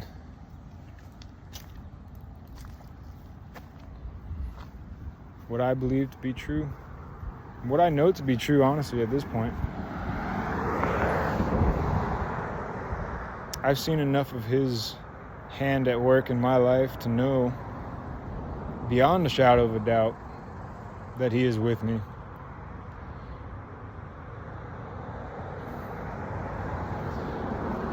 And I know trial is coming my way. I know this because it's written in that good book.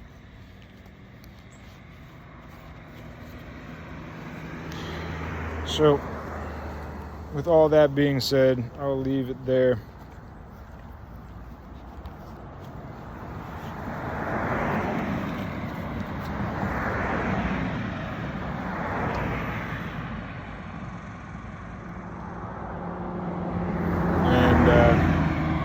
I'll see y'all tomorrow. I'm going to post the video about the much needed discussion that needs to happen within the space of contemporary Christianity, and we need to really address this issue of consuming cannabis. This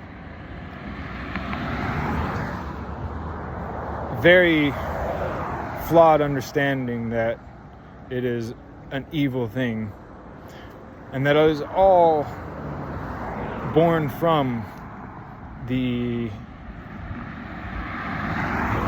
very poor job that the English language does at communicating and conveying messages. The English language is not a language at all. It's just an amalgamation of a few different languages slung together. So we'll go over that in detail, and I hope you do join, because it's something that we need to be talking about. It's a conversation that needs to happen. So many people have been put behind bars for such a peaceful thing, and people say that it's conducive to violence and gang activity. Well, that's because it was made to be portrayed and viewed in an evil manner. And it really is a born out of racially based oppression from the early 1920s, and we'll go over that. But catch y'all then. Holla. All right. So I was on my way to my favorite spot. But then I turned around because I realized how meaningless this life is. I mean, my life is meaningless. There's no meaning to it. I add no value to this world at all. Skateboarding is not valued by the world. The Word of God, how I'm seeing it, truly, is rejected by even contemporary Christians. And even that space, it really just feels fake. Everything feels fake to me.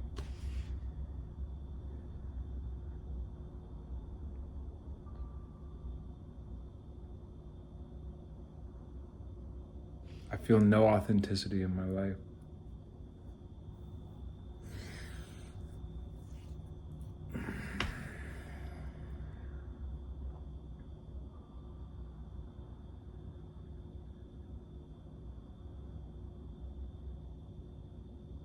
I feel nothing but misunderstanding.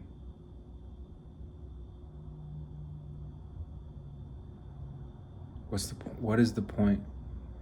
I really don't understand it.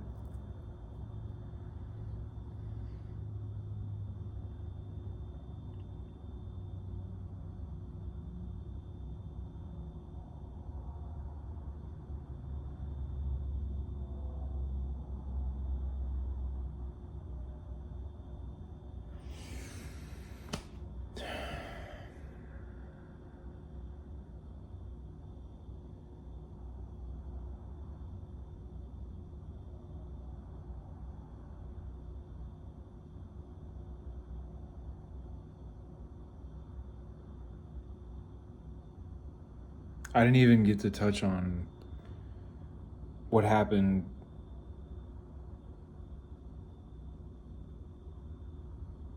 after that moment on the mountain. So much has happened since then.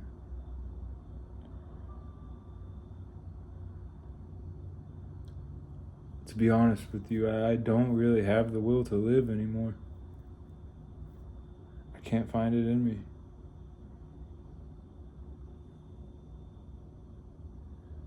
It feels like I'm just waiting for death to take me.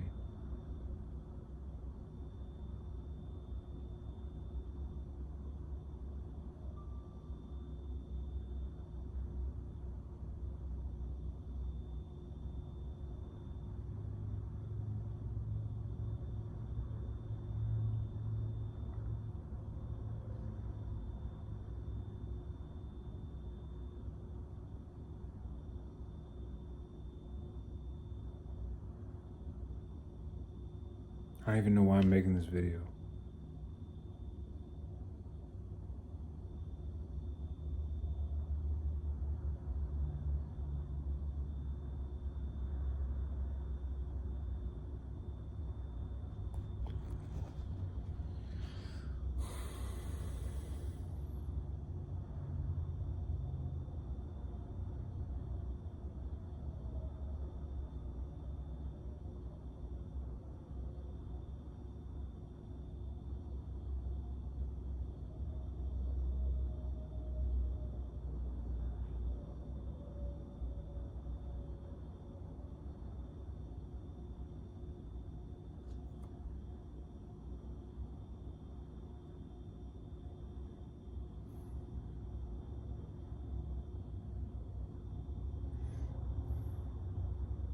be honest with you, I really do want it to end. I want this experience to end.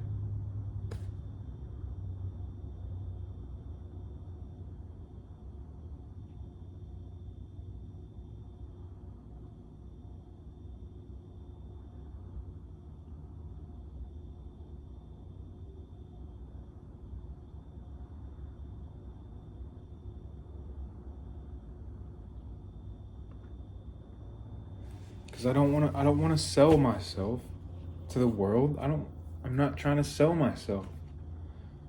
I don't want people to buy me and what I have to say or do. I don't want to take people's energy from them so that I can give them a service. So that I can keep living. Like, I'm not trying to extract people's energy. But this is how the world is set up. It's set up so that people can extract energy from one another.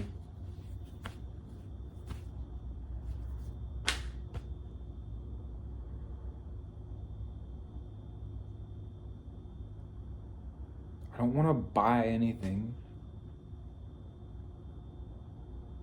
I don't think ownership of anything should exist. I don't think we should be owning anything. Ownership to me is such a stupid idea.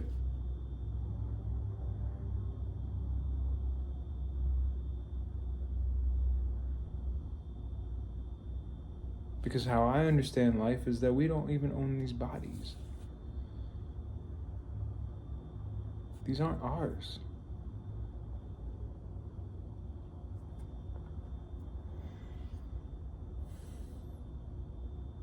But we live in a world where people believe that they are our bodies. That these bodies are ours to own.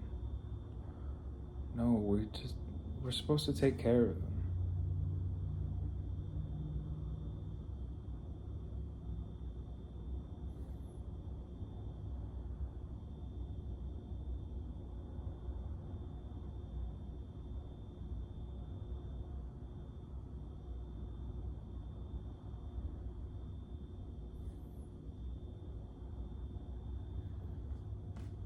But how can we take care of these bodies when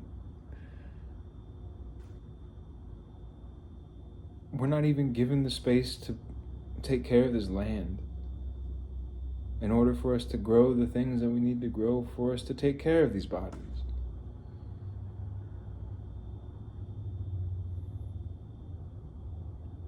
Because there's other people out there that think that they own that land.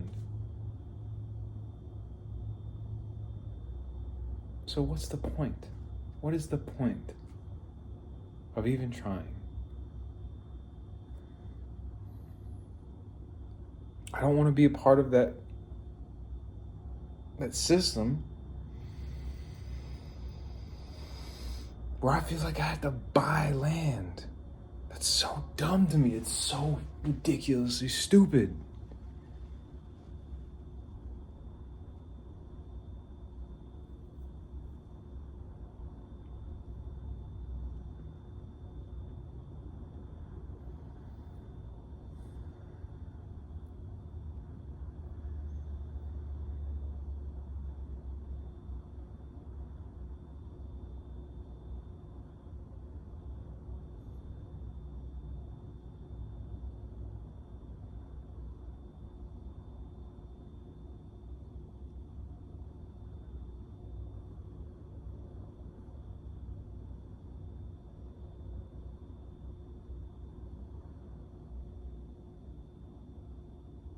All we got is time.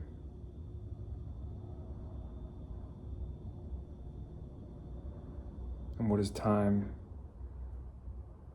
without space? But we don't got no space. Because people out there think that they can take it from other people. Here I am, taking up space in your head, saying a bunch of depressing BS that you shouldn't even be concerning yourself with because it's not your problem.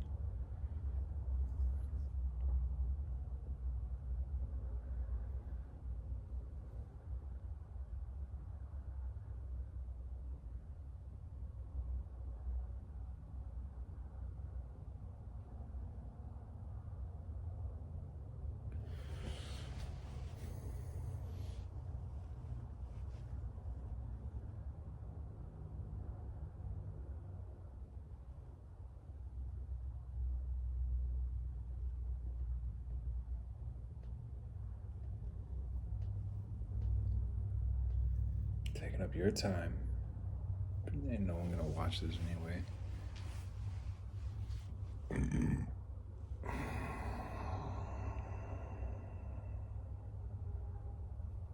This is the problem I'm having.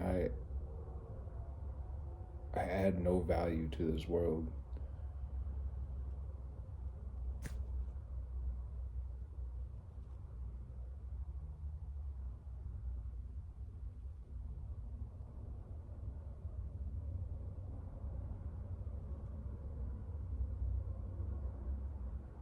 I just take up space and time.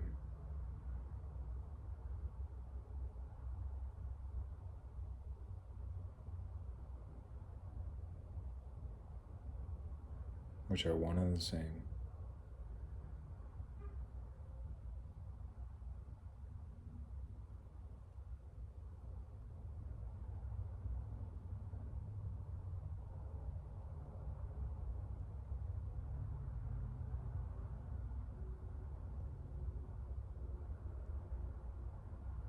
Is that because my space-time has been taken from me? Is it my time to go?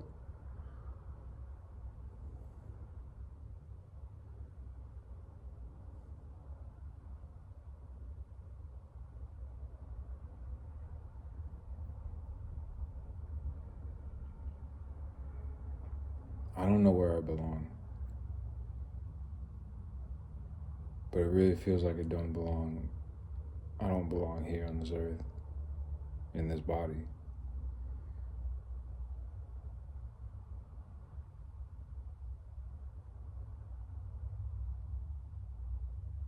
Knowing who I am truly,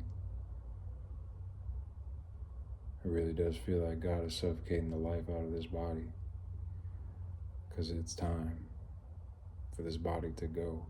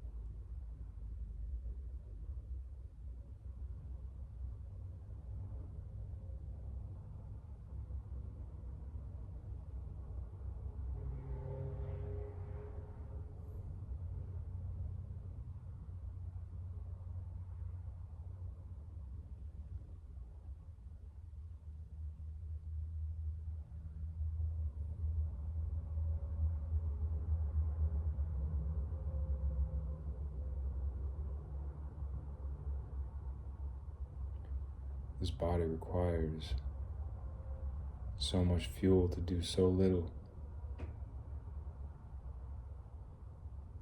It's energy efficient. It's energy inefficient. My body is energy inefficient. It's old.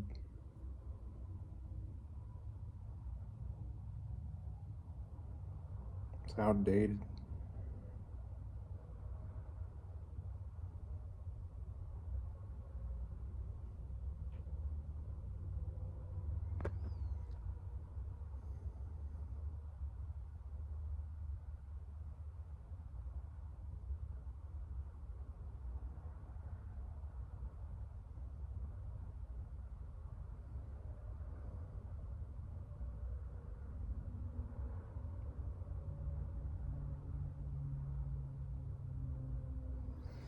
I can sit here and contemplate. All right, man. Obviously, you know what you need to do. You need to get up out of this depression, and you need to do something. You need to do something with your life. You need to do something with your energy. For what? It always comes back to the point. Like, for what reason? What's the point? What is actually the point?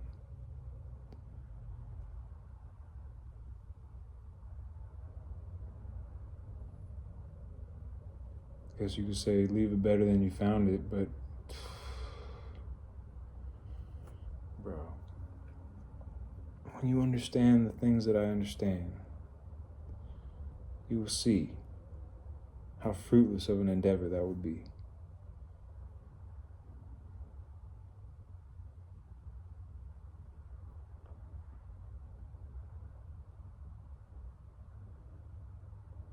It's pointless.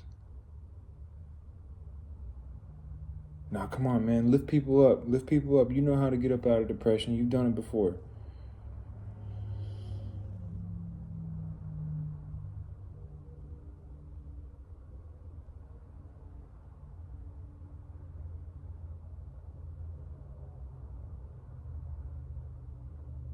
How can I do that when I myself can't get out of it?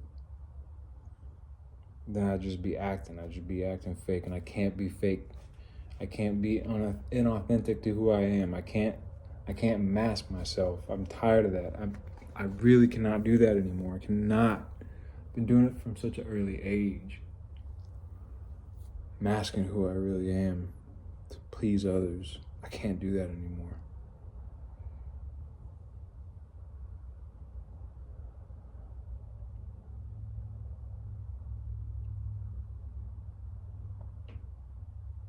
You couldn't even make it my job to do that. You couldn't pay me enough money, any amount of money. Because money doesn't mean anything to me. I do not value money. I am not motivated by money.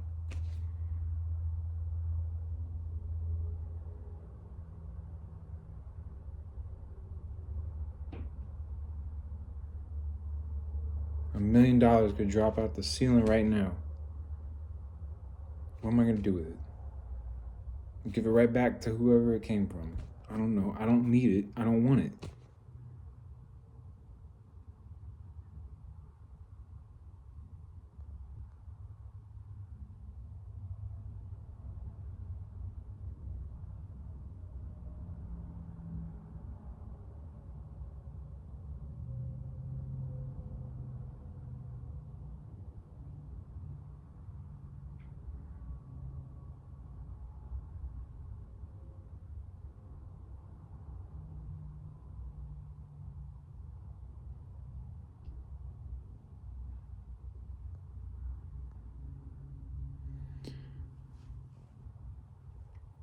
Here's the life I want to live. On a beach with a hammock and a surfboard.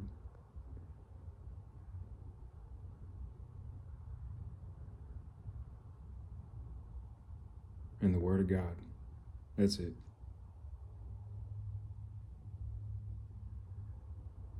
That is it.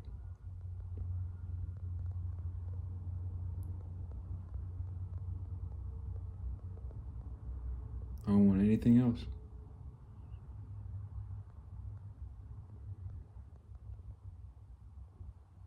Surround me with a few coconut trees and mangoes.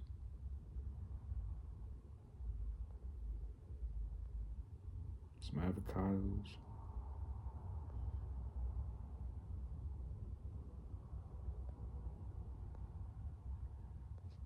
And some chickens for protein. I really desire nothing more than that. Where can I find that? Where do I go? How do I get there? Please, someone show me that way.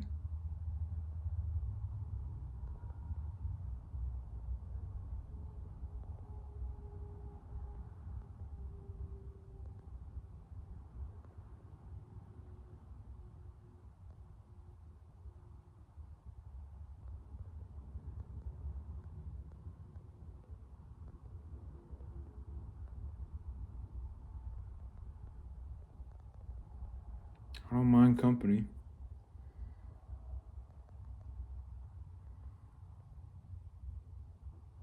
But I know people can't stand me.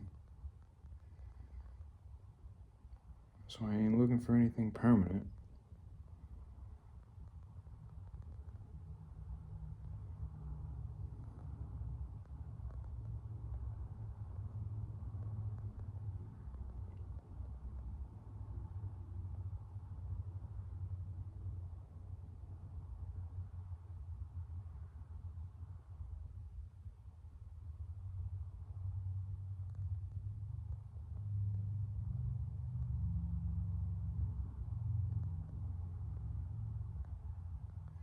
What I truly require, what I truly want, and what I need is so very little. Why is it so hard to get? Is this another one of those instances of God directing my path? Probably.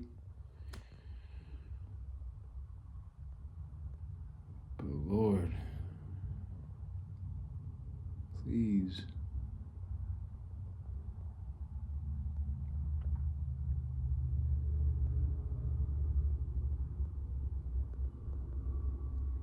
Take this cup of bitter suffering from me, please. I am tired.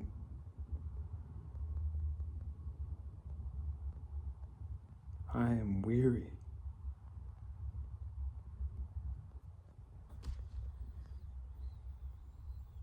I want to go home.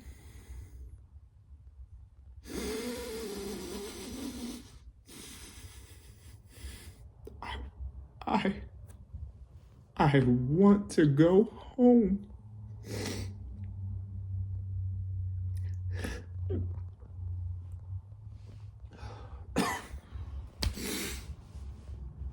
But I don't know where that is.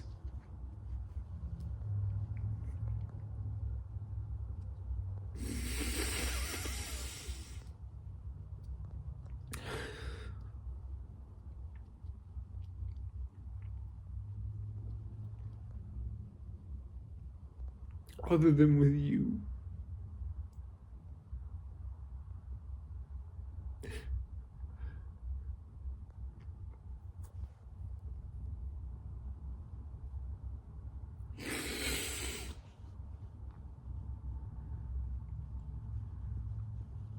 But this sticky flesh and blood is keeping me from you.